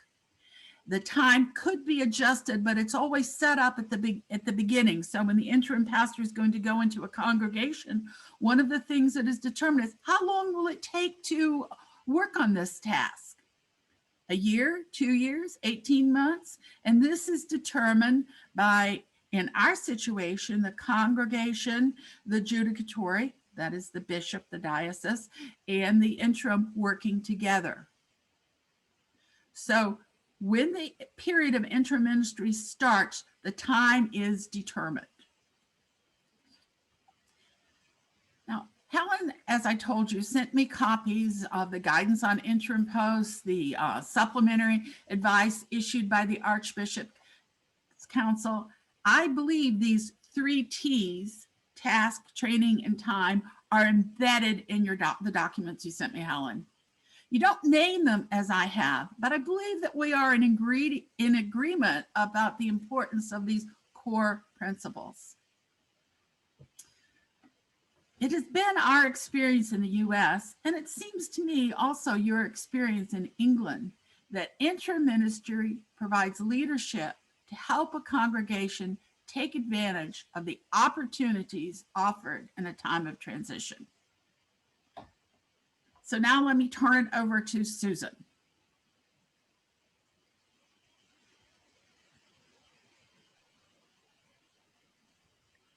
Okay, so I'm new to this group, but I'm not new to interim ministry. I literally have only done, since I was ordained, I've only been in situations that would be considered transitional times of a church. And 2 of them were unintentional. And I was not one I was the clergy leader, and one I was not. And so coming to intentional interim ministry was a process, and I truly felt called to it. So what I'm going to do today is actually talk about what we're doing right now, how we're doing interim ministry. And so I want to start by repeating, and I'm not sure if Molly said the mission statement, but I think it's really important. The Interim Ministry Network's mission statement says, the Interim Ministry Network strengthens the spiritual and organizational health of faith communities by equipping and supporting those who lead during times of transition. And I have found that to be essentially absolutely true with my time in working with the Interim Ministry Network, both as a trainee and now as a faculty member. So the part I want to highlight in that is spiritual and organizational health. There has never been a time that we who have been trained and continue to up that learning curve in a multitude of opportunities are needed more than right now in our world. We've got this. I truly believe that. We're ahead of the game. And equipping and supporting is how we do it. We come alongside the leaders in each faith community that we join, all the leaders, and then the soon-to-be leaders as well. And we listen. So I would add listening as key to what we do, as well as questioning. Listening during this pandemic takes on new meaning due to the isolation that has either been imposed on us or we impose on ourselves for the safety of others. We have to hit the ground with our eyes and our hearts and souls wide open, and our ears ready to hear what they have to say, ready to calm the waters and seek out the energy of the faith community in front of us. And there is energy there. I'm serving right now as an interim vicar, which feels very different. I've never been called a vicar before, but the bishop, my bishop, actually decided that he was appointing me to this church. It's been sort of a complicated transition from me to there. But he was appointing me to these 2 small churches in a small former mill town in New Hampshire. And he said, so that means you'll be a vicar. And so my first Sunday with these 2 churches was the first Sunday that we were in shutdown last March. And our lives turned upside down and inside out. Talk about learning curves. But there you have it. That is the way it is with every parish in transition that I've ever worked with. There's always a steep learning curve. So I jumped into Zoom I had never used Zoom. I had never done anything with Zoom. I'd never even heard of Zoom. And I've been moving forward with it ever since and building a community of faith right there on my computer, on my laptop screen. We moved slowly into online worship. And I found that I needed to be gentler and follow the lead and the good advice of the parish leaders, figuring out what was needed, trying out ideas, and giving us time to get to know each other. And I don't know what you call that time after worship in-person worship. We call it coffee hour, but now what we do on Zoom, we call it coffee chat. And I have used those 15 or 20 minutes since last March every single week to do the work of the interim. Some of those tasks that Molly talked about, and simply to listen. It seemed like joining the system took a little longer. It took more active involvement. But the thing I found myself doing was listening. And there was a comment on about how to get down underneath. And I'll tell you, when I did a couple of things to help me get down underneath the superficial stuff that was going on in coffee chat. But the other thing is that I really encourage people to ask questions, and also I asked lots of questions. And just for a moment, I want to think about the questioning. I think it's become clear to me over the past 15 years that learning how to ask those questions and out of my curiosity and honest curiosity, but also out of my skills as an interim, became really primary to what I really felt was necessary to do. And so I really encourage all of us to really dig into the way we ask questions. That's the way to get deeper, because they give you your answers. And I also do another thing. I actually teach my congregations what and why I only do interim ministry, because there's always that moment and that person that steps forward and says, well, why can't you just stay? And it really feels good to me to be able to say, because I love what I do, and I do it best in the sense of being a transitional minister. And so sometimes I have to say that more than once, but that's okay. But I teach them what it is I love about this time in ministry. And then they ask lots of questions about it because they haven't really experienced it that way before. So I have to answer those questions, like the ones that start with, you mean you aren't going to change everything we do? Or whoever the last person was. And I have to say, I have great empathy for the last person or the last interim they had, because we'll be that last interim at some point in their existence, and hopefully they'll have nice things to say about us, but probably not. Probably some of the things we do they won't be excited about either, but they always want to know, well, are you going to do this? Are you going to do that? And my questions at that point have to say, because they're referring to a particular situation, I always say, what did you learn from that experience? And they'll say, oh, well, that person. And I'll say, well, what did you learn about yourself and your parish from that? And that gives them pause to go a little deeper. So we're all learning a whole bunch of things in this pandemic that we never imagined we would ever learn. We've learned about what makes us grumpy and anxious, what really matters on Sunday mornings. We've learned a whole lot deeper about loss and grief. And we've learned about what happens when we get anxious. And the list goes on. You know it. And it's absolutely, I think, now that I have a little perspective on it, no different than any other time of transition in a parish, except that we sometimes, I think, before skimmed across the surface, and now we're in over our heads.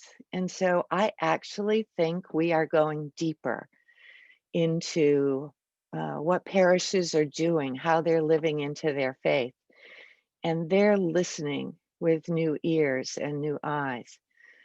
So, like I said, it took a little bit more time to begin that level of trust they would have in me, and for me to begin to understand at some level where they all were and the little pieces of history that begin to come out. So here are the things that I did in this last 9 months to help me and to help them to do the work of the interim. So the first thing I did was I literally wrote them weekly letters. I mean, really, they were literally letters to them. Everything in the present tense, saying, well, how's your week going? And if they took me, you know, if I talked about the past, then they would, I would bring them into, well, where are we now? How are you feeling about that now?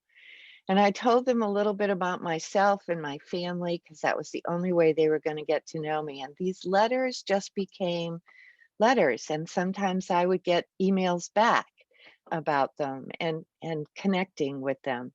And then on Sunday at our chat, there would always be questions and responses to the letters. So, and it helped to connect us and build that level of trust that I think was essential. They were especially fearful of this new interim time. And so I needed to let them know who I was and that I could be trusted and that I was clear on what I was going to be doing. And so again, questions were my best friend.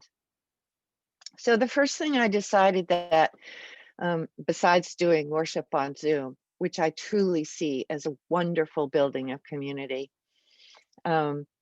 I decided small groups would matter more this time than ever.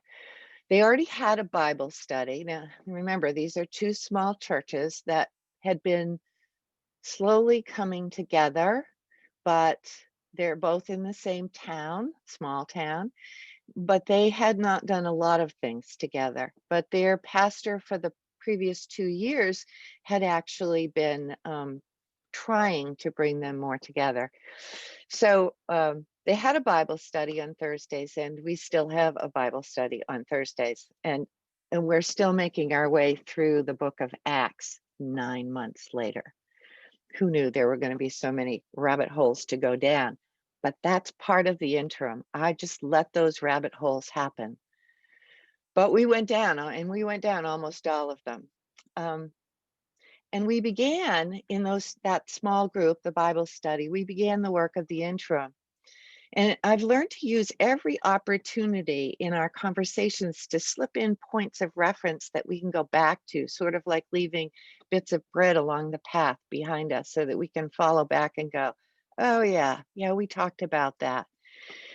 And then I started 2 more small groups. Now, I think I had always had a rule for myself that I would do 2 night meetings, period, a week. But you know what? In this time, I decided we needed to do more. So I started 2 more beyond the Bible studies. One was simply a chance to get together and figure out where we were spiritually. It wasn't a therapy group, mind you, but we still hit on some of those hot topics of pain and struggle. And I think I would continue to do that in a parish, even when we get back to in-person ministry, because it was really important for those folks. And I'd never really done that before. The other small group was a chance to look at the concept of anti-racism through the study of our history of the United States. And as some of you may have heard, we've been in quite a stew about that for a while, politically and culturally. And so I opened that up to anybody who wanted to join. And I wanted to see where they went when the topic was challenging. And at the end of the first 10 weeks, with no dropouts, they voted to go deeper and get more active. And I watched a pretty diverse group come together. And as Brene Brown says, we all risk being awkward, brave, and kind with each other. And I have to say that it was stunning to me. I was a little nervous to begin with where this would all take us, but the generosity that came out and the willingness to disagree, and that's another thing. The conflict was mentioned several times in your sticky notes. I think conflict we have to normalize because it's part of our lives. It's part of who we are. And it's the only way that we get to make space for our commonalities, is to listen to each other in those diverse places. So along with the small groups, 3 per week, I also had lots of phone calls that slowly brought me into the fold. And in the process, I learned all about Zoom. And I don't know, Zoom is the platform that I use. There are other ones that have popped up. I think Google has one. I'm sure there's others. And I'm telling you, the first thing I do when I get off of this, I'm going to Miro, because I had never heard of Miro. And so now I've got one more thing to do to look up, because I love those sticky notes. That was amazing. But I learned how to do the breakout rooms. Now realize I'd never done this before. And I actually had to learn, the way I learned it actually was somewhat with the parish, but I actually practiced on them because I had to learn it as a faculty member, because we brought all our trainings onto Zoom. And so I needed to really know what I was doing with it. So the breakout rooms became something that we used. I did a couple of sermons actually, where I talked a little bit, and then I let them go into one of the breakout rooms as small groups and have a chat, and then come back out again. And we learned how to use the chat function. And I'll tell you what, the chat function is wonderful. We learned how to use it, and how not to use it. So it's important to know that when people go in and start putting things into the chat function, they're no longer listening to what you're saying. And so it's important to sort of have those group norms that help people stay focused. We're sort of an ADHD culture over here. We tend to not be able to focus if there's something else popping up on the screen. So chat functions can be good and helpful, and they can also distract from it. So everything, somebody said, how did you learn to do that? And I tell people, I learned by going to zoom.us. That's their website. And they have more videos and written articles and Q&A pieces that I learned from. And that's how I learned how to do it. And if I still needed help, I called a much younger clergy colleague from the diocese, because I knew that they knew how to do it and were already doing it. And they were very helpful. So my clergy colleagues here in the Diocese of New Hampshire really, really helped me out, as well as my colleagues in the Interim Ministry Network. So the other thing I did with my congregation was I practiced. We learned together. And at first, there were a bunch of people that were never going to come on Zoom. And slowly but surely, a few of them did make that corner, because one of the things I did, and this is another big help. I'm really sorry, I'm going to have to intervene there. We've got to pull this to a conclusion now, because we're expecting to hear from other colleagues. So can I just ask you to wrap up in the next couple of minutes, please? I will. Thank you. Thank you. Yeah, so the last piece that I was going to give you is this this idea of neighborhood circles, I think, made my life and their lives so much easier because we couldn't all come online. And so neighborhood circles was dividing up the parish into groups with one leader for every circle. And the purpose was to check in on each other, to deliver things, to help get errands and groceries for people if they needed it. And yesterday, we actually delivered Advent boxes to all of our parishioners. Some of us took bags of boxes over to the circle leaders and then they distributed them.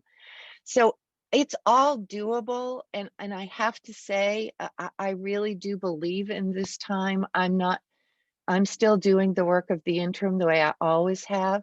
And it just sort of takes a little bit of being creative. So thank you all. And I have to say, like Molly, I'm so glad. I feel so connected to you by listening to you report out from your groups.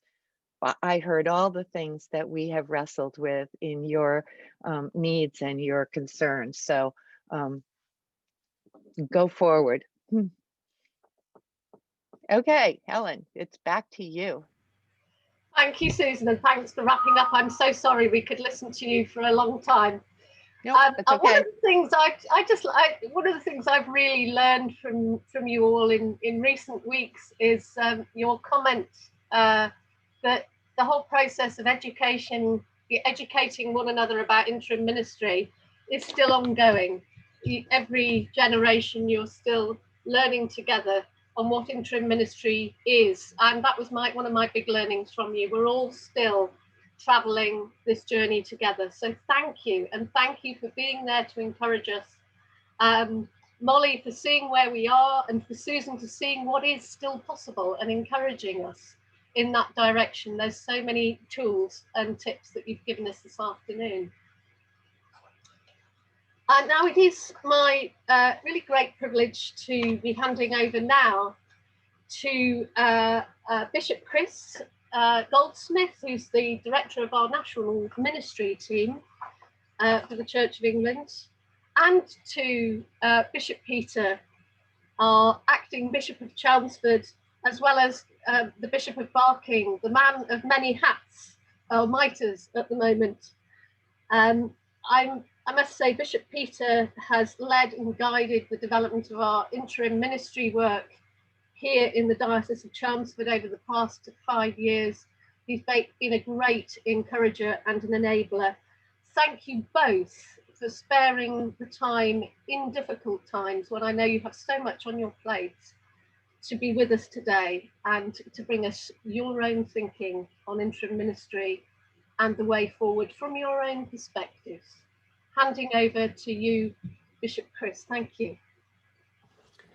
Thank you very much, Helen. That answers the question. Peter and I were asking one another who goes first. We were about to toss a coin, but thank you. Anyway, very happy to take a lead, and thank you again for the invitation.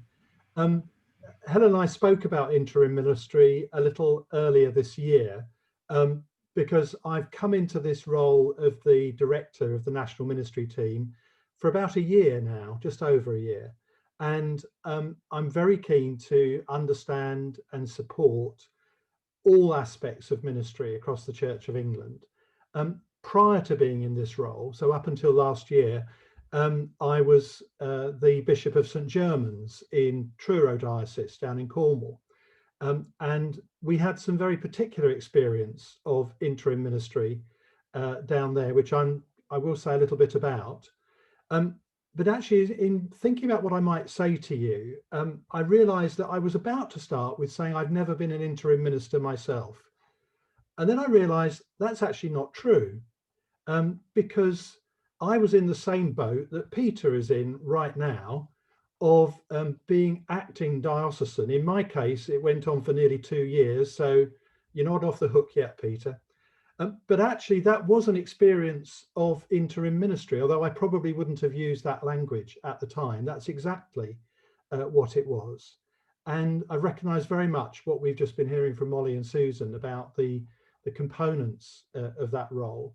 I think I would perhaps, I'd perhaps add a couple of other perspectives of my own to that.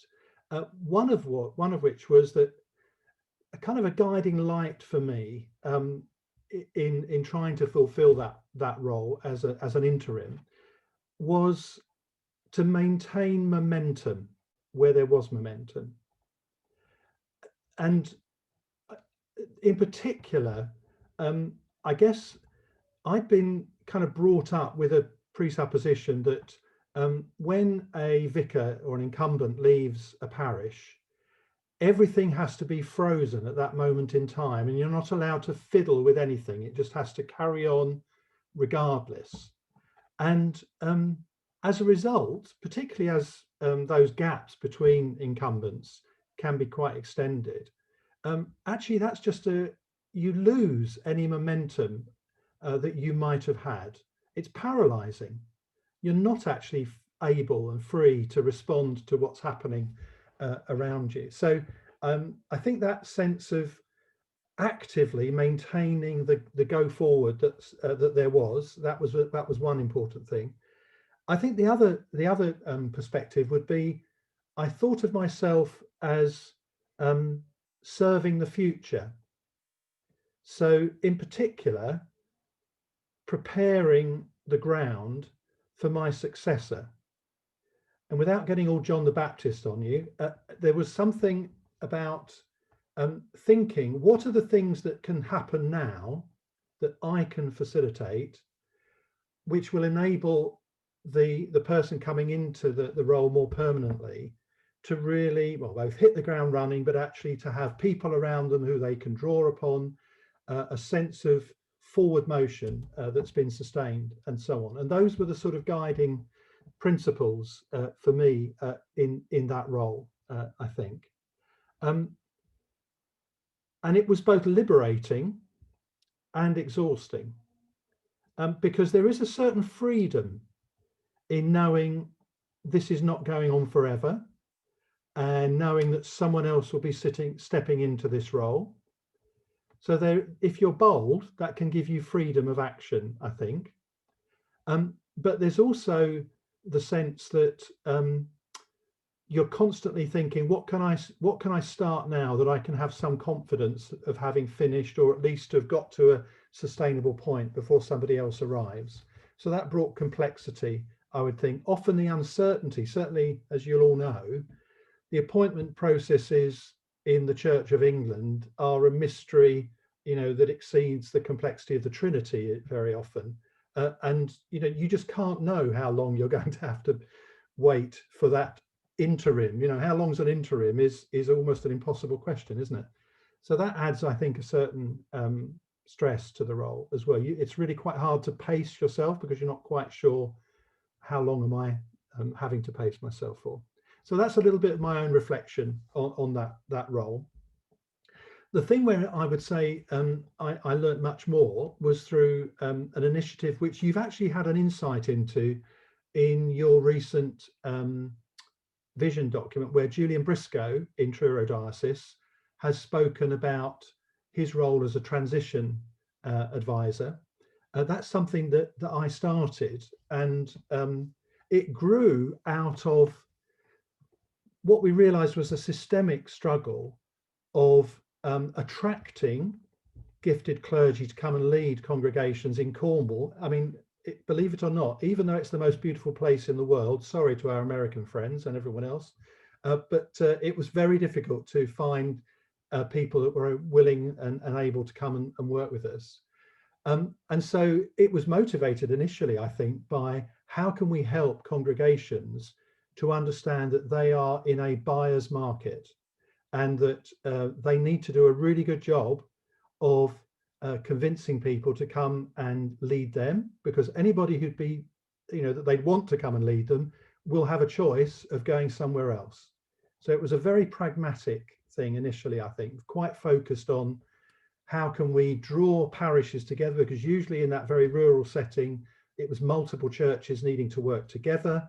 And the thing you would become aware of was that actually they're not as aligned as they might be, and so on. So what can we do to help those parishes present themselves as being a place that was open to being led by the right person, was not just kind of sitting hopelessly and saying, please come and rescue us, but actually was a group of people who were listening to God, serving one another and their communities, and so on. And what we realized, however, was that once you start really getting into those conversations about what are we here for, who are we, how do we work together, and so on, it became much more than writing a parish profile. And Julian and another person who worked with them, interestingly, both lay, gifted leaders, but lay, facilitated those conversations by parishes. And that work transformed my thinking about the period between incumbents, because I think if you'd asked me in the past, you know, how long is the gap between one leader and another, I'd have said, well, as short as possible, surely. But actually, I realized that there are some transitions that happen much more readily when there isn't a vicar around, and that actually there is an opportunity. And in a number of cases, those and we use the expression transition. I'm going to say a bit more about naming in a moment, but we use the expression transition. That period of transition could last for 1.5 years or 2 years, not because we were reluctant to spend the money of paying for somebody to come in, but actually because we realized this work of transformation has not yet matured sufficiently for these churches to know who they're looking for to lead them on from here. So actually we saw real fruit thanks to the gifting of Julian and others in that work, and it came to be really appreciated. It became, I mean, I can't imagine it happens in your diocese, but in the diocese where I've worked, there is this question, what's the diocese ever done for us, sort of question. And in Truro diocese, it became the case that was really appreciated. It was very direct help at a point when parishes were aware of their needs. So that was really positive and something we learned. Just a bit about language. As you'll know, in the past, these transitions were called interregnums. And then more recently, they've often been called clerical vacancies. We decided that both those terms were actually unhelpful because they describe something by what it's not. There's an absence that's being described. And we wanted to be, so we started calling them transitions. And I guess one of the questions I'd have for this network actually is, do you think it's helpful to describe yourselves as interim ministers? Or might you describe yourselves better as transition ministers? Because interim, again, has that, you know, it's not quite the real thing. You're waiting for the real thing to come along. This is something to kind of make do, amend for a while. I know that's not at all how you understand your role, but you can imagine others might see it that way. So I do think there's a question about language. I realize I'm going to run over time as well if I'm not careful. So I'll perhaps just finish by saying, and please don't hear this the wrong way, isn't it true that every minister now is a transition minister or an interim minister? You know, what's this other world where there's no transition happening? I certainly don't live in it. And if that's true, what do you as a community of practitioners have to offer to the whole body of those who seek to lead worshipping communities? Some of the things that you've learned and developed and practiced and honed and so on, or tried and failed, they could be of real use, I think, to others, because I would want to argue that every person who leads a worshipping community is actually a transition manager to some extent or another. The other thing I would want to say is that if you've had the opportunity to hear anything of the work on vision and strategy that Bishop Stephen is leading, or Archbishop, sorry, I'm a bit out of date there, Archbishop Stephen is leading, you will have heard talk of the normalization of a mixed ecology of ministry and of expressions of worshipping community. In that world, I think people like yourselves and roles like interim minister and so on are going to be in growing importance. I don't know a diocese that is not planning significant transitions for its structures at the moment. And I think we are going to need you as a church, and not just for the work you individually can do, but how you can equip and enable other people to lead through those transitions in a way that you have been doing. I'll stop at that point. I think there's some opportunity to ask questions later, aren't there, Helen? Is that right? Great. Okay. Indeed. Wow, that was helpful to hear from you. Thank you, Bishop Chris. And now I'm going to hand over to Bishop Peter. I just say, Bishop Peter, I'm sure we had this conversation about interim and transitional about 3 years ago, so it's obviously one for the moment. Lovely to see you. Thank you for being with us. Okay, it really is great to be with you all. Just want to say amen to all that Chris has just said. Another product of, part product of Chelmsford Diocese, of course, in his past. Excellent. And it's great to see many others from this neck of the woods on the screen, and some people from my past in Nottinghamshire. So it's a bit like coming home.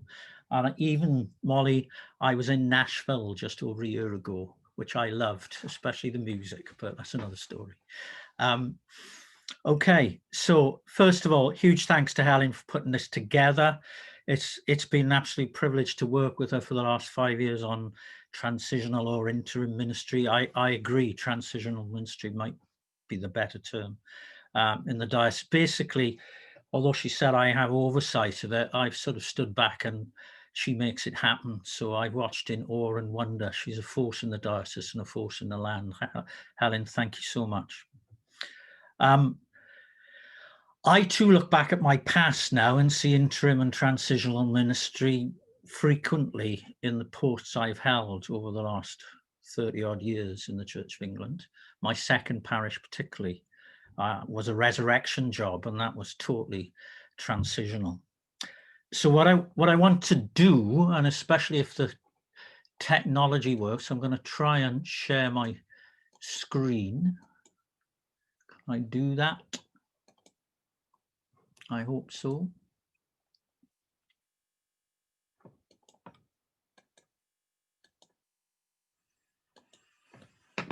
Chris Corpus will tell me if this works. Is this working for you folks? Yeah, that's working, Bishop Peter. Okay, oh, excellent. Okay. I want to just home in on the process of transformation within interim or transitional ministry, whichever term you prefer. Okay. So picture this. Well, you can see it on the screen, but if you prefer, close your eyes and use your imagination. This sort of picture will be familiar to many of you, I'm sure. 2 rooms at either end of a corridor with many doors off and nooks and crannies. The door of the first room is generally shut, the room we're sitting in, basically, in this visual. And visitors are not always particularly welcome. On some days, that first room is warm and easily sends the people in it to sleep somewhat. But on other days, it gets so hot that temper and conflict erupts amongst them. The door of the second room at the other end of the corridor is almost always open. The room itself is light and airy and has a variety of activities creatively underway. Visitors are almost always welcome. The hospitality is warm, and there are many doors off into other rooms within that room, into other creative spaces. The corridor between the 2 rooms is at times cold, the corridor you're looking at and experiencing. It can be disturbing, and it's certainly at times uncomfortable. And there are many mirrors and other doors off, where there can be one-to-one conversations and transformation. This is liminality. You will be familiar with the idea of the liminal in rites of passage, of course. And I think the first thing I want to say is that interim transitional ministry brings transformation through creating liminal space inspired by the Holy Spirit. That's my, that's what I want to underline big time, really. You know that liminal actually means threshold. It's about taking a group of people creatively from one old room to the threshold of another exciting, more exciting space. And the journey along the corridor between the two is demanding, liminal, transformational. It's in those liminal corridors in our lives and in our ministries, and I believe in our churches, that people are most open to transformation, and especially through the Holy Spirit. So the interim transitional minister is charged with taking a congregation out into that at times chilly, uncomfortable corridor where transformation begins as they journey to a new room, a new place, a new sacred space for them. In Matthew 13, Jesus said this, verse 52, "Therefore, every teacher of the law who has become a disciple in the kingdom of heaven is like the owner of a house who brings out of his storeroom new treasures as well as old." So that means the transitional minister takes the flock, the congregation, the church membership out of their old story, but preserves the old treasures that need to accompany them on the journey of liminality into the corridor and to the threshold of a new story with anticipation of new treasures from Jesus to go alongside the old. That, to me, is the task of an interim minister for transformation. Old and new treasure put together from the past story with the exciting adventure of the future. Now, that corridor journey for many people in the parishes that we're usually concerned with for interim ministry can be seriously demanding. I remember the conference that Helen organised for us, was it 3-4 years ago, where I first came across the idea of Zood. You remember that? Zood, I don't know if it's been mentioned this morning because I wasn't with you for much of this morning. A zone of uncomfortable debate. A Zood, a zone of uncomfortable debate. You see Jesus do this again and again with his disciples as he takes them out of their comfort zones into liminal places of vulnerability and learning. And that's the sacred space in the corridor for transformation. Or if you want to put it a different way, William Booth, I'm told, the founder of the Salvation Army, said this. It's one of the things I often roll out, as people in Chelmsford know. You cannot change the future without disturbing the present. You can't change the future without disturbing the present. That's the heart, I think, in many ways, of an interim minister's task. It means the interim minister, the transitional minister, needs broad shoulders and a brave heart. So that's the journey into the light of the new room through the liminal corridor. But second thing to say is the other obvious thing. The interim ministry is about matching a particular individual to a particular parish situation. That interim minister needs to be a particularly gifted individual in certain respects. You may have covered this morning, but let me emphasize, as far as I'm concerned, got to be an initiator more than a sustainer, and an envisioner, a listener with an open mind. The very worst thing for interim ministry is if the minister thinks they're going in to fix everything with a pre-planned possibility. You've got to go in open to the Holy Spirit and to listening to people's stories and their needs and their situations. You also need to be a Barnabas, an encourager, a real encourager. You also need to understand change management, this liminal journey in its basic essence, which you can ask about if you've not covered that. Coming back to the broad shoulders, the way I describe that is that I think this is for any parish minister or any Christian minister really, but particularly in this situation. You need to be willing to face down the 16%. Okay, face down the 16%. If you're familiar with the normal curve of change management, it's often stated that at the end of the curve, the people that will never move on, however you handle them, whatever even God does with them, sometimes it's around 16% of the people you're dealing with. If you stay with that 16% through the whole of the journey, you won't make the journey. Sometimes you have to leave people behind. And that's, you know, part of the brave, broad-shouldered thing that you have to do. And I think, you know, to underline that foundationally, I'm sort of playing around with Sam Wells's big term in the last few years. If you know Sam Wells, one of our theologians who's been in Duke in America, as well as now in Trafalgar Square at St. Martin's in the Fields. A transitional minister must journey with. It's all about being with, alongside people. That's how you become a transforming presence, as the strapline of the Diocese of Chelmsford describes it, as an interim minister.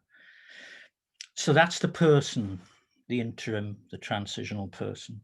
Then identifying the parishes. I mean, it's rather obvious. It can be any parish in vacancy, really, but a stale parish, particularly a troubled parish who's had a crisis, a long vacant parish, a disappointed parish. You know, all parishes can do with some transitional ministry, and continually that's our task, as Chris underlined. I think the bottom line, and you know, we got to this slowly in this diocese, too slowly. I think originally there's got to be a contract, and Helen sorted this out for us. There's got to be a contract between the interim minister and the parish to kick this off. It's no good going against the PCC, the parochial council, the vestry, whatever the term is in your context. You've got to have an agreement that they're going to go for this interim period, even if they don't fully understand what it's going to mean. But they've got to be on side as far as possible. And you certainly don't want a parish profile before. You need the parish profile at the end, the new vision document at the end. So just the last part of what I want to say, I think Molly's come out with some practical actions. The way I would use it is this, which cues in some of what Molly said particularly. There's no particular methodology until you've listened and done one-to-one conversations with people in this situation. But there are some actions that are helpful to understand. There's got to be reflection, that's the first one, on the story of the parish, listen to it, reflect on it. There's got to be correction, second thing, of what hasn't worked or is plainly wrong before God, to be honest. There's got to be protection, that's the third thing. Protect what is good, those old treasures from the past that really need to be taken forward. And then finally, as you'd expect, there's got to be resurrection, bringing new life, not from the outside, but from within through the action of the Holy Spirit. The new treasure of resurrection. And interim ministers are not one shape, but they must embody transformation. Some years ago, when I was doing another job in another diocese, I went to this very expensive, posh change management conference. And the one thing that they nagged us about and I came away with, and I live with still, is the obvious. Strategy is conversation. That was the strapline. Strategy is conversation. And that's the heart of an interim minister's role. It's got to be conversation, listening, responding, one-to-one stuff, community organizing stuff, if you're familiar with that term. And the final outcome, of course, is new vision. And just a second picture. This is a very modern version by Gillian Bell Richards of the Emmaus story, a triptych, as you can see. I just want to say, if you think of the Emmaus story in Luke 24, Jesus is and always has been an interim transitional minister. And you see it in that story. The conversation is there. The interaction is there. The old story and the new story are there, and the liminal journey is there. Above all, Jesus walks alongside us, the Lord Jesus, in our transition, because he is the change manager. I hope that makes some sense. I'm done. Can we see that slide? Have you not seen it? It's on my screen. Chris, is it not on everybody's screen? No, you're sharing your PowerPoint rather than the actual slideshow. Yeah. Okay, let's see. Bishop Peter, if you just click on the second one, that one there. Yeah, that's it. Got it? Oh, lovely. Yeah. Thank you. Okay, there's your triptych, the story of Emmaus. Sorry, I'm still learning on this lark. Bishop Peter, may we just ask again who the artist is of this? Gillian Bell Richards. Thank Going you. back to what Chris said about Archbishop Stephen of old of this diocese, I nicked this from him. He used it in the General Synod last week as part of the New Vision strategy for the Church of England. I think you might have another 40 interim ministers nicking it from you if we're able to, if you're able to share your resources with us. It's really beautiful. Thank you. Yeah, you'll find it on Google, just Gillian Bell Richards, but I'll share by all means. Yeah. Thanks for being patient with me. Thank you very much for both of your presentations, for your stimulus. I'm sure, like me, so many people are buzzing. I just see a message from Jill Lovell. Thank you, Jill. Those two presentations were excellent. Thank you. And I think that says what we all want to say. But now we're going to hand over to a time of Q&A. So we've gone over a little bit. It was really worth it. So I'm just going to throw it open now to sort of 25 minutes of Q&A. And we're going to do Q&A through chat and through blue hands as well. So can I just ask, I haven't got time to do both, can I just have a blue hand up first from somebody who can ask a question while I look at the chats? Julie Bacon, thank you. Hello, thank you very much to both bishops for their presentation. They were indeed very encouraging and stimulating. I think my question would be,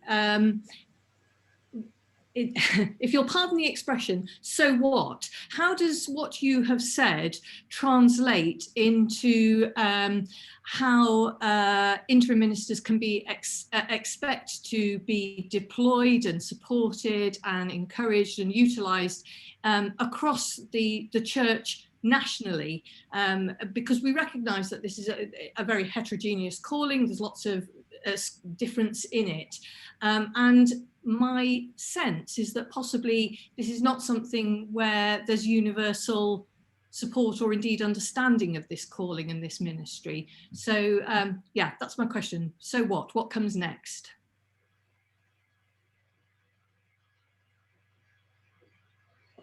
Thank you, Julie. And I don't know who wants to pick that up. I also would like to invite Susan and Molly to pick up any questions. They might see answers from further afield about what the what next is, because you've been through the what next. So I'll hand that over to either one of you to pick up a response.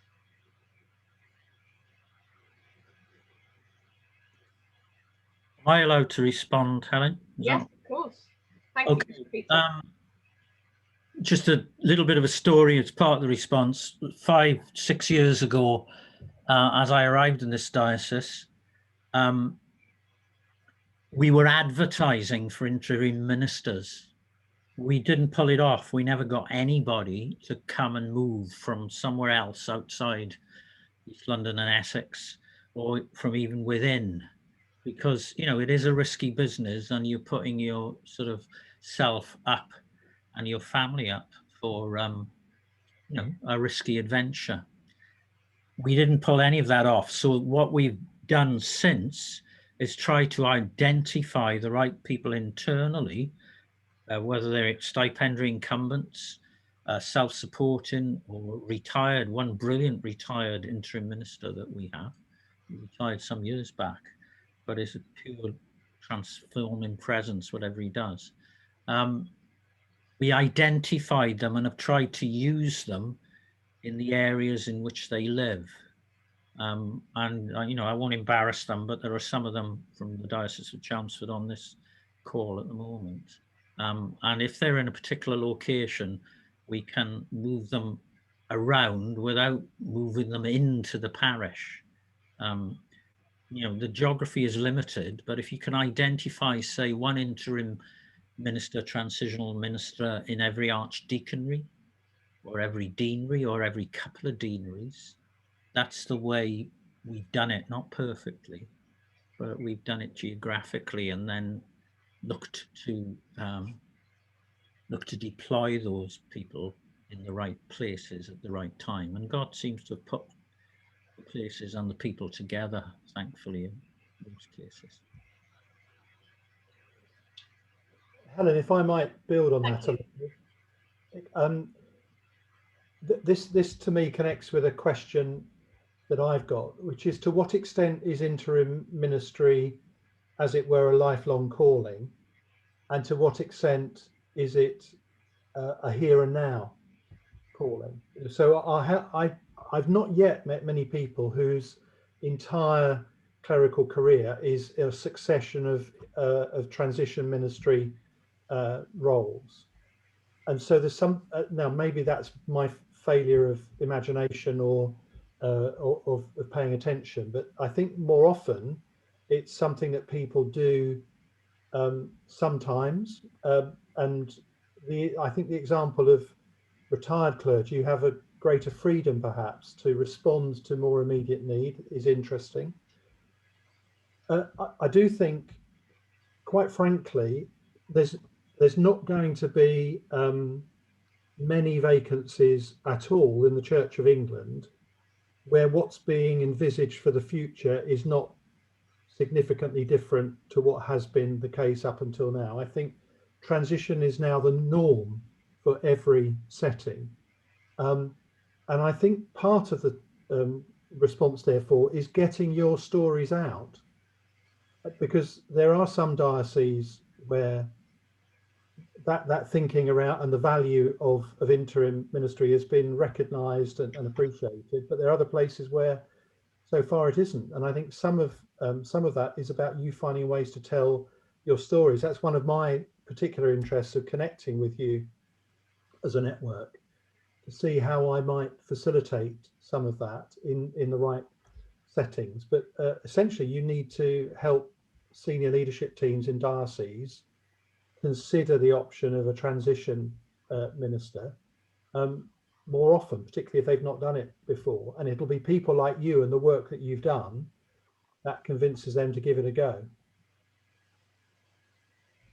Could I? Yes, please.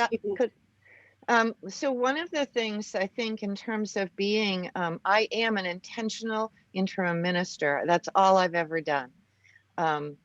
well, except for those first two unintentional, but they were still interims.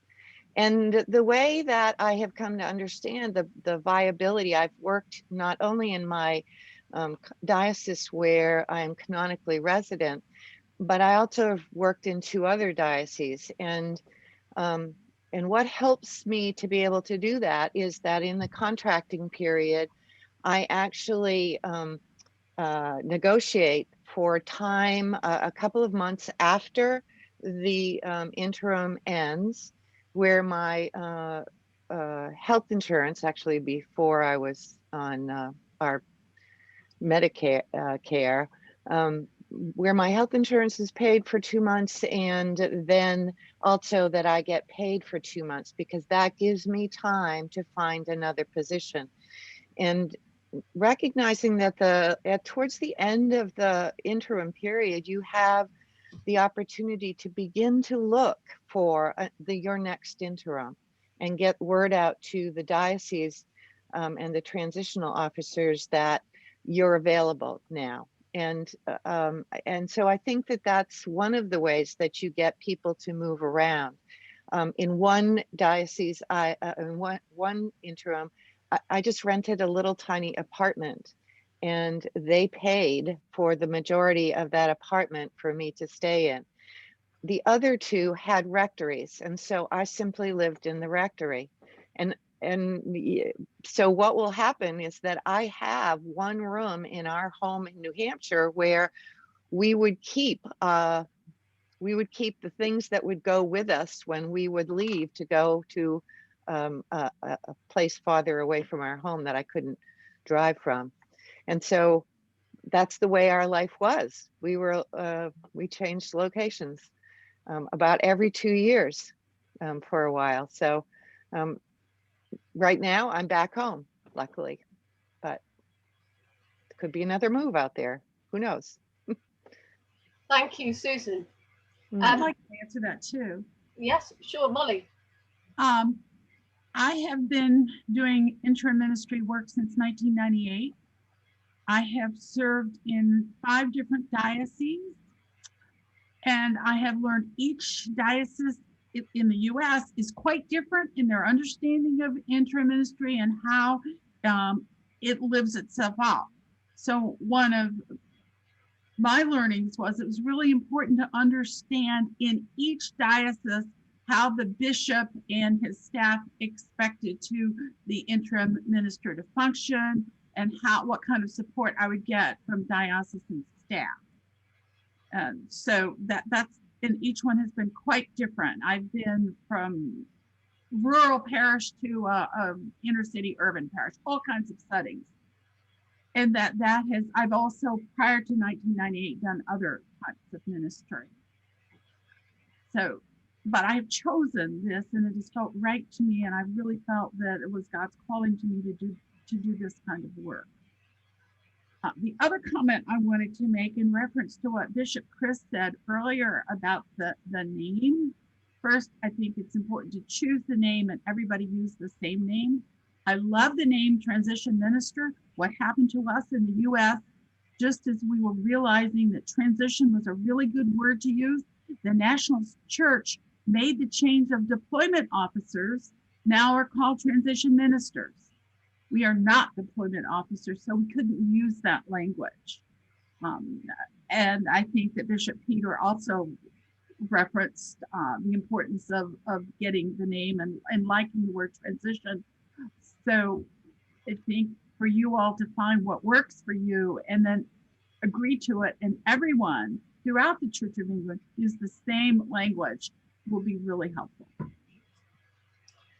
Thank you all for your responses on that. Before I bring in Fiona Penny to ask a question, I would just like to make a response. I think if Natasha Woodward is here, she would make this point herself because she's written about it. And we are still very early on. It is a young discipline in the Church of England, as somebody has already commented on chat.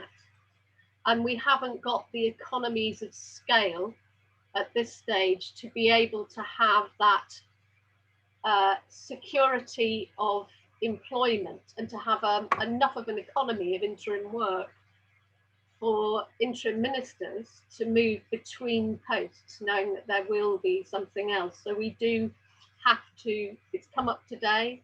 I know we will be bringing that forward as one of the outputs from this meeting, but we need to think ahead about that. And recognise the need for resourcing for a particular form of interim ministry. Fiona, can I bring you in with your question, please? Yes, I think it was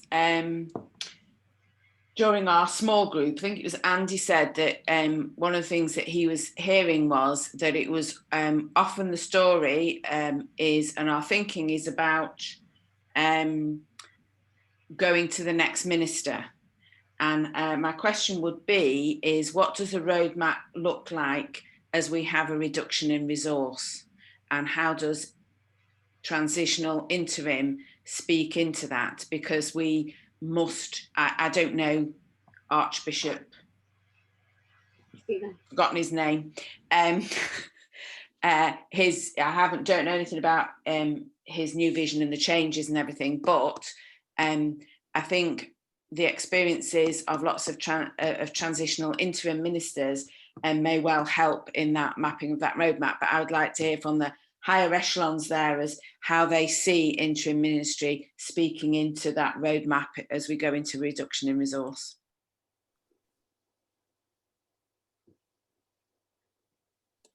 May I just ask if Bishop Chris or Bishop Peter or Molly or Susan feel able to respond to that, please? I'm willing to. Bishop Chris. Yeah, I'll make a start. I do think one of the transitions that some parishes are going to encounter will be the transition to not having a minister of their own. And I think one of the kinds of transition that people will need help with is how to move to that new situation. And the skills that we've spoken about are going to be just as arguably even more necessary in such a transition as that.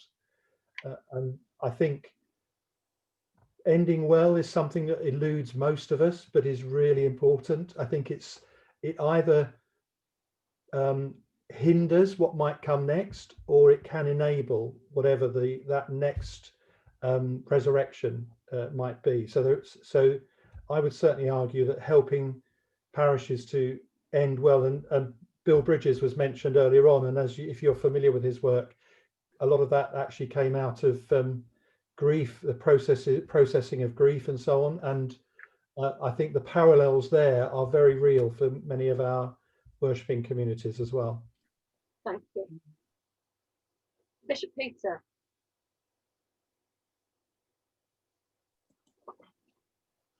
Can you hear me? Yes. Yeah.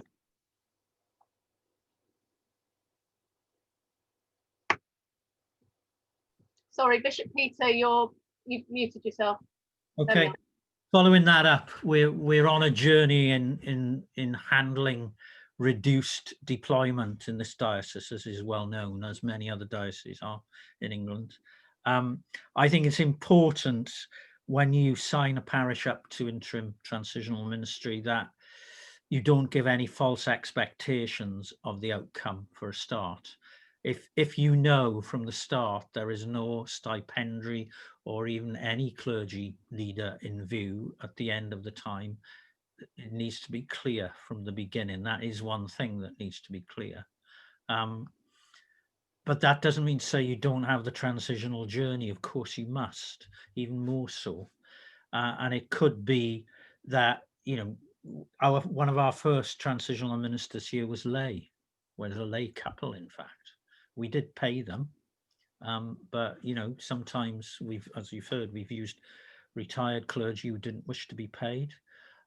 So you mustn't give false expectations from the outset. That's really important. And if it isn't a priest, then part of that liminal journey is how you adapt to not having a resident priest in the midst of the parish. Thank you. Is there anything that Molly and Susan wish to add to this discussion? No. May I just ask a supplementary then of Bishop Peter and Bishop Chris?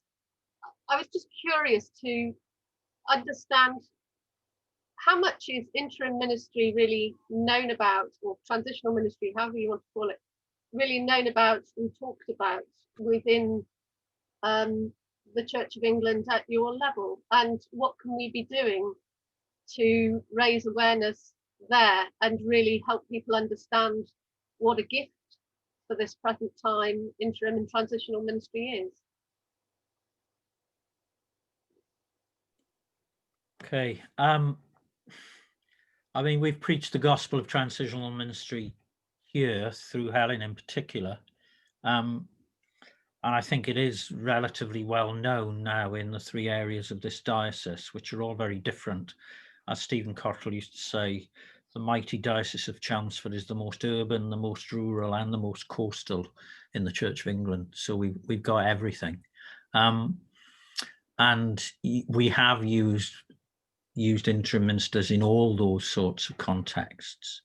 I think through the conferences and through the work that some of you've done, I think there is now a lot of interim ministry around the diocese that I observe from a distance, but Chris probably, as the boss of the National Strategic Department of the Church of England for Ministry, will know more. If only that were true, Peter. One of the problems with being in any job that has national in a job title is that people assume you know everything. Whereas, I've always assumed that of you, Chris Alwood. It's enormously difficult, actually, to see the edge from the centre. And again, that's one of the reasons why I like to connect with networks like this, because this enables me to find out. I think what would be really helpful would be some kind of mapping that you might do amongst yourselves, both of where you are and where you're not, as it were. I call to mind, you know, the prophet Elijah, who kind of convinced himself he was the only one left, and then had to be corrected. I suspect there are more people doing the kind of work that you do than you know about. They may not be called interim ministers or transition ministers, but that, if you look at what they do, that's what's happening. And I think I'd encourage you to sort of think about how you might reach out to that group, and you'll do it by running events like this, by making resources available to people and so on. And I think if we can get some mapping, in particular of where it doesn't appear that there's any interim or transitional ministry going on, we can be a little bit more intentional about offering to those leadership teams, you know, would you like to know more? This seems to be working in other parts of the country. This seems to be working in dioceses rather similar to your own. Would you like to know more? And I think if you're willing to be advocates, not only for your own ministry, but for the ministry of this kind of role, we can facilitate that. And as I say, I think this, it is a guess, but I think there probably are more people than we currently realise who are doing the kind of work that you do, because in some cases it never gets graced by a particular title. You know, a senior team will just think, you know, what we need in this role here is somebody who can take them through the next year or two, and then we can this or we can that, you know, and there's a person who's suitable and gets asked to do that. But they never get onto any kind of register, and as a result, probably are rather more making it up as they go along and feel rather more isolated than they need to. So I think if we can find ways of letting you and the resources that you represent to be more widely known, that would be really helpful. Thank you. One very specific thing, actually, Helen, and once a month, there's a thing called the Bishop's newsletter that goes out, which is, it's probably one of the very few things that just about all the bishops do read, and it's partly because it's really short. and you kind of click through if you want to know more information. I think a little story about this event that we could get into that newsletter that literally goes to every bishop, just to say this has happened, you know, and if you'd like to know more, you know, whatever. You know, I could certainly facilitate that, but you're talking about a paragraph, that's all, that says this has happened, that, you know, 20 dioceses were represented, whatever, that sort of thing. Just something to get a bishop interested who might want to know more. That would be a way we could, a very practical way forward. Thank you very much. That's a very practical suggestion.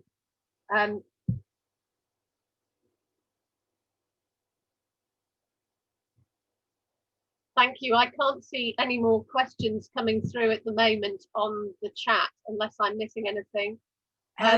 Could I just make a point in some of the stuff that's been said? The 3 congregations churches that I'm working with, the vast majority of them don't have an email address. So some help on just how we pick this up. I mean, hopefully the vaccine's coming in and we're going to be okay, because most of them are probably in the vulnerable group as well. But even some of our families, our local schools have struggled, can't get an email out to all the parents because we don't have emails.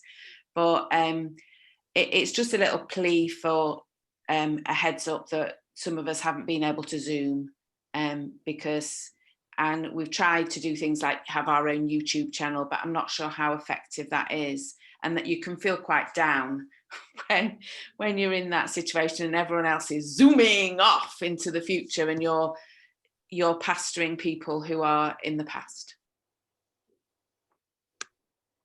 Thank you. That's heard. Thank you all, and particular thanks to Molly, Susan, Bishop Chris and Bishop Peter for your wonderful reflections, for the stimulus which I'm sure we'll be all ticking over on for the days to come. And I certainly will be following up next week, Bishop Chris, with a paragraph for the Bishop's newsletter and hopefully a link to our IM5 plus the results of our survey, which was really quite revealing, and I look forward to sharing more of that. We're now going to take a break for just under 15 minutes. If we could regather at 3:30. Please do again switch off your cameras and audio while you take a break, and I look forward to sharing our resources with you shortly. Thank you, and thanks to our panelists.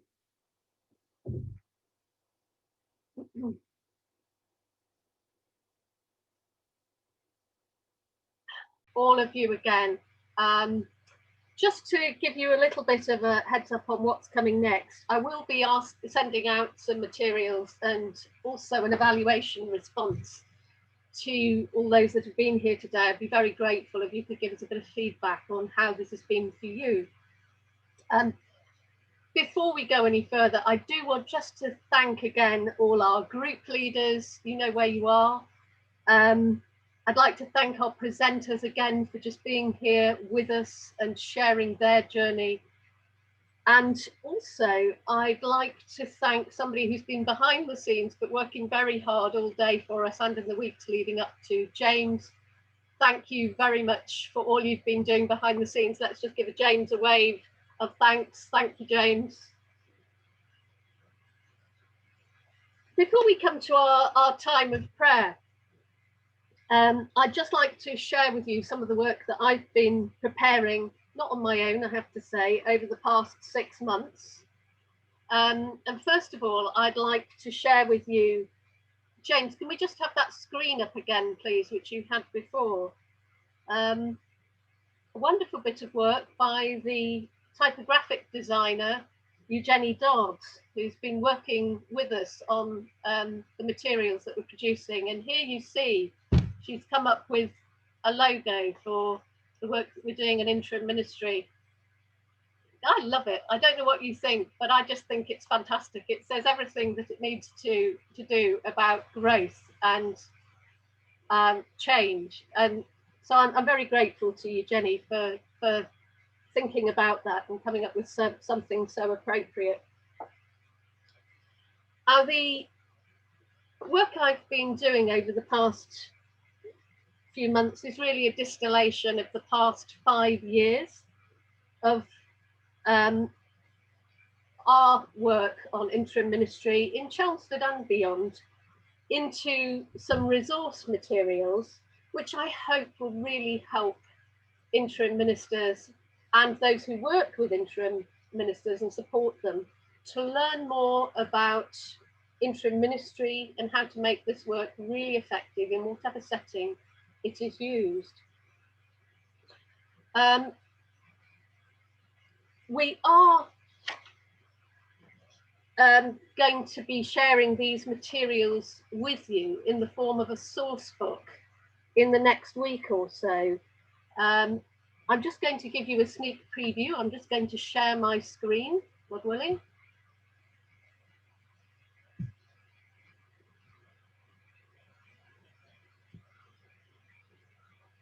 I hope you can all see that. We're calling it a source book because it's really something that we hope you will be able to dip into as needed when needing support on interim ministry. It contains 4 core sections.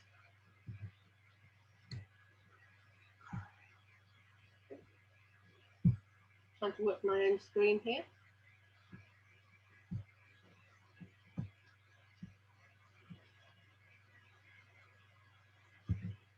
There we go. Section 1, looking at the history of interim ministry, which is really charting not just the past 5 years, but some of the pioneering work that others were doing, like Richard Impey, and he can't be with us today, but Keith and his colleagues in the Diocese of Durham. Elizabeth Jordan, I know herself was working on interim ministry long before it became a thing in the Church of England, and others, and more numerous than we know, as Bishop Chris suggested. So that charts just the history and the legal genesis of interim ministry, how it came into being and what the core proposition was. The second section is really, if you like, a section on the theological underpinnings of interim ministry with some reflections from our interim ministry community. I think I have spotted at least another 5 or 6 that could be generated on the basis of what people have said today. I think Bishop Peter, I think you've got 2. This could really be strengthened, that we haven't done a lot of our own theological thinking about interim ministry. There's been a lot done in the United States. This is a time when we have an opportunity to catch up. So the door is open. If you have something to offer, particularly stimulated by what we've been discussing today, please be in touch. The really meaty section is the section 3, the tasks and processes of interim ministry. And this covers the 4 principal areas of preparing for an interim ministry appointment, the engagement tasks. It looks at, as you can see there, some core theories of change, transition and systems that Molly touched upon. Family systems theory. It looks at engagement tasks, what we should be thinking about doing as we prepare to join and engage with an interim ministry community. It covers the process tasks. And these are the 5 traditional tasks of interim ministry, or the way that they've been adapted in recent years. We're looking at history and heritage, mission and identity,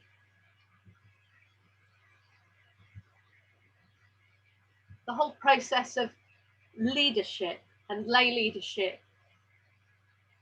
the connections that we form both within our dioceses and deaneries, but also within our community, and also tools for developing a future vision, using things like, of course, appreciative inquiry, powerful tool for this kind of reimagining, and asset mapping. I'm not expecting you to take it all in at the moment. They will be looking here at some case studies of conflict in interim ministry and how different interim ministers anonymously have dealt with conflict in their own situations. And there's also some resources for getting help with conflict. And finally, in that section, evaluating, ending, and good handovers, which has come up today. Not here, because the designers are still working on it, is a whole section on learning from experience. And that really looks at the vocation of interim ministry, which keeps coming up today and in our survey as a very, very powerful issue. It looks at skills and giftings, support systems for interim ministry, training, and some of the different models which we've seen for interim and transitional ministry being used around the Church of England, where interims are being deployed flexibly and creatively. You know, and there's a good mixture of intentional interim ministry and some alternative approaches to short-term ministry. It gathers together some wonderful reflections from our interim ministry community and diocese in how they have used interim and transitional ministry. And there's a lot of wisdom in this. I have to say it's not mine. It's built on the wisdom and experience of others. And again, I pay tribute to our colleagues in the United States for the work that we are building on, that they have done. But we are also doing our own learning now in the Church of England. And there is an important task to be done, which I hope this will start to fulfill, of embedding this in the Church of England. Now, I really have to stress that I haven't been working on this alone. I've been very grateful to have the support of a review team. They're not all here, some of them have zipped off now, but our leadership and lay ministry advisor, Elizabeth Jordan, here in Chelmsford, Chris Jones from Liverpool Diocese, who has sadly retired, but has been a great IM partner over the years. Natasha Woodswood, who sadly cannot be here today because she's unwell, so we send her healing and a swift recovery. And Keith Wassell, who's, as I mentioned, one of the early pioneers from the Diocese of Durham, who started working in this area almost 20 years ago. And there are other contributors who are here today. And I'd just like to thank you all if you've contributed for that. Look, this is a work of partnership. It's the next stage of this material is really to share it with this community and a little bit wider, to have a period of consultation on it where additional comments, clarifications, corrections, and additional materials can be added, perhaps not too much, given 38,000 words is quite a lot already, but certainly there's room for more. And we will also be road testing these materials as within the pilot training program that we have got coming up in January. The plan is for these materials to become a web resource, which is going to be attached to the Chelmsford website, and we're hoping to launch that in the new year after it's had that period of consultation. So I just want to throw over, were there any questions coming out from that material and what I've just shared that you needed to ask now?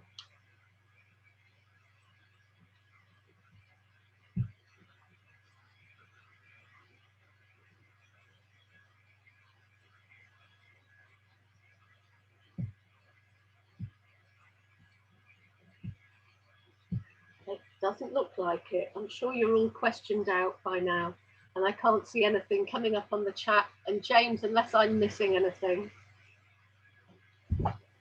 No, I can't see anything. Thank you. I would say I'm going to sign off now. I'm going to hand over to my colleague. I hope he's back from the school run. Alex, are you there?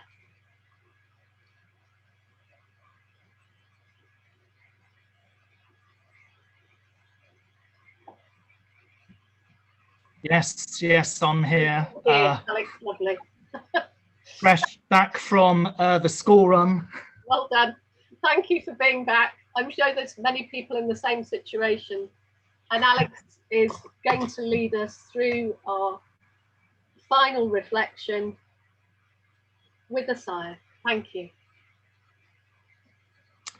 Can I ask, is that Bible reading going to be shared on the screen, Helen? Yes. Yeah. Ah, great. Wonderful. So thanks, Helen. It's been such a good day, and like that reading we had at the beginning, these readings are just so apt for what we've been talking about for interim ministry. And I'm going to begin by reading this wonderful reading from Isaiah. For I am about to create new heavens and a new earth. The former things shall not be remembered or come to mind. But be glad and rejoice forever in what I am creating. For I am about to create Jerusalem as a joy and its people as a delight. I will rejoice in Jerusalem and delight in my people. No more shall the sound of weeping be heard in it, or the cry of distress. They shall build houses and inhabit them. They shall plant vineyards and eat their fruit. They shall not build and another inhabit. They shall not plant and another eat.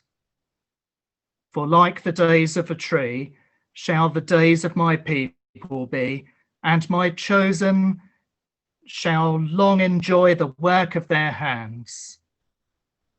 Before they call, I will answer. While they are yet speaking, I will hear. Heaven is my throne, and the earth is my footstool.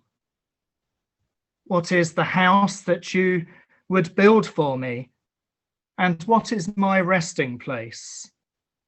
All these things my hand has made, and so all these things are mine, says the Lord.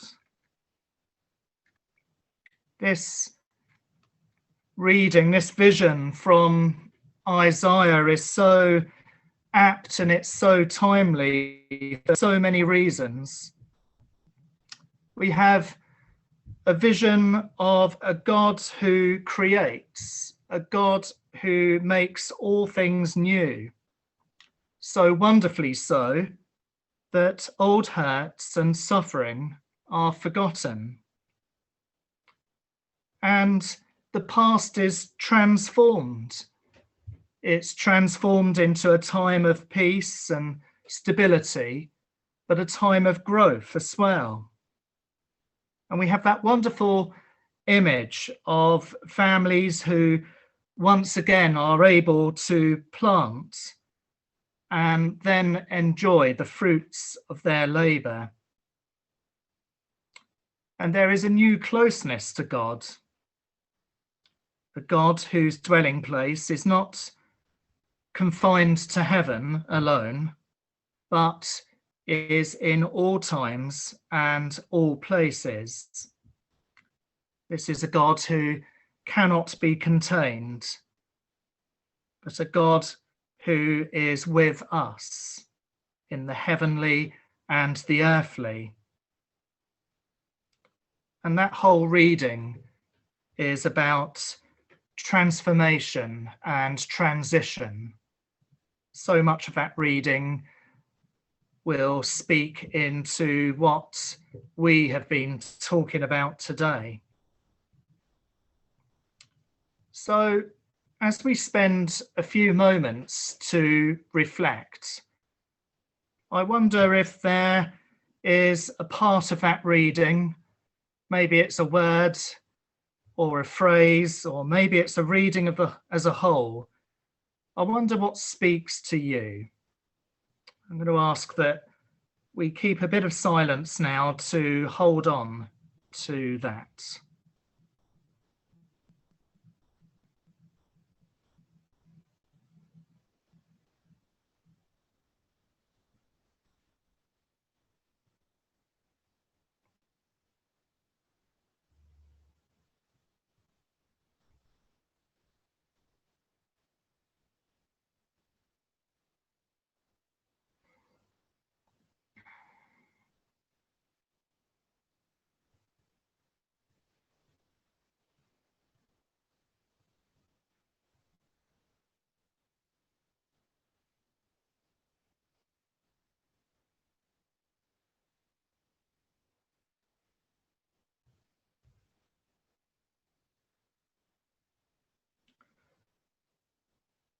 Loving God, who makes all things new,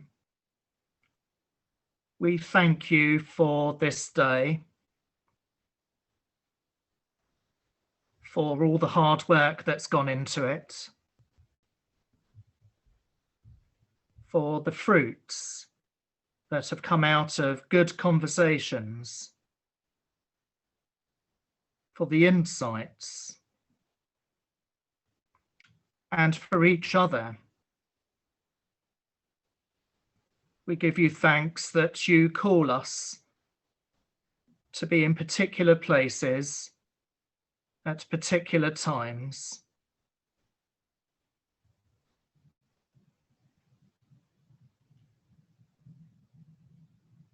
In this season of Advent, we prepare joyfully for what God has already done and is doing. For the God who makes all things new.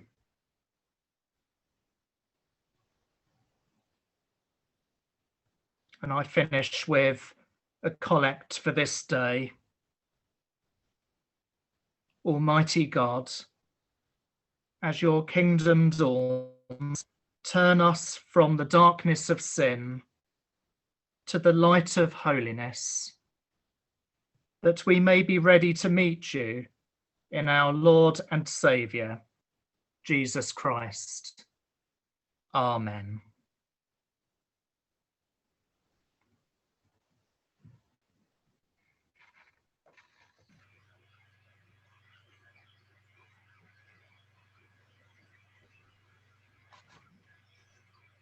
Oh, thank you for that. It was a real relief to hear that. Just to pick up on some group chat messages before we go. Yes, the source book is going to be sent to you all. You will be asked to contribute feedback and responses and any additional material on that by the end of January, please. It will be coming to you in the coming weeks soon. The course in January is for everybody here, and I hope as many of you as can be there will be there. It's over 6 part days in January. The first sessions will be led by our colleagues from the Interim Ministry Network in the USA. Thank you to you all for making that possible. We will cover all the basics. It will be short. You can't fit, it's only effectively 3 days training, but 3 days is better than no training at all.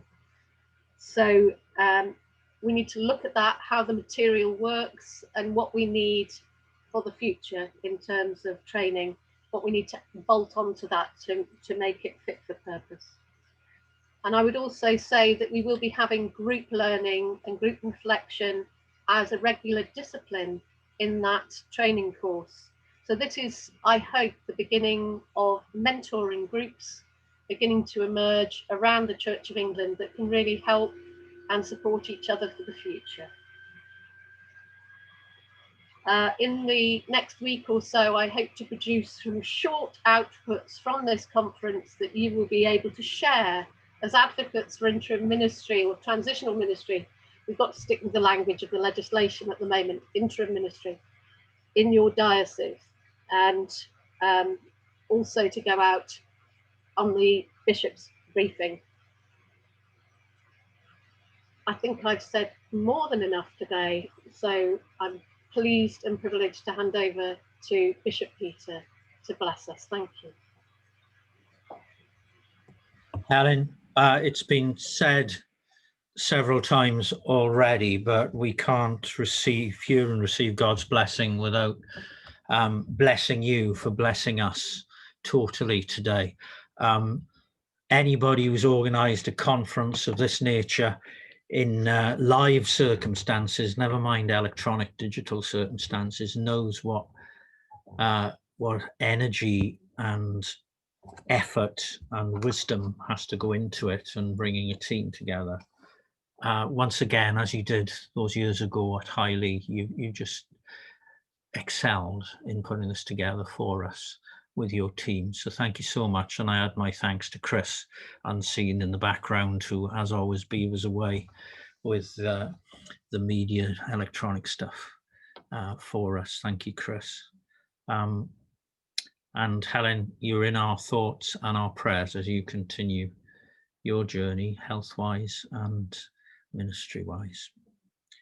But let's now, before God, receive his blessing, and it's a Celtic one for the journey.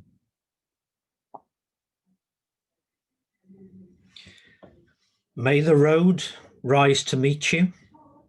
May the wind be always at your back.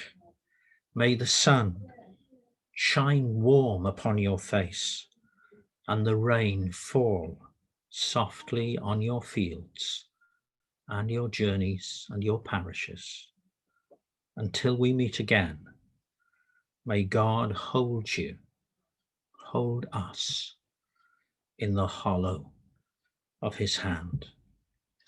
And the blessing of God Almighty, the Father, the Son, and the Holy Spirit be among you and remain with you this day and always. Amen.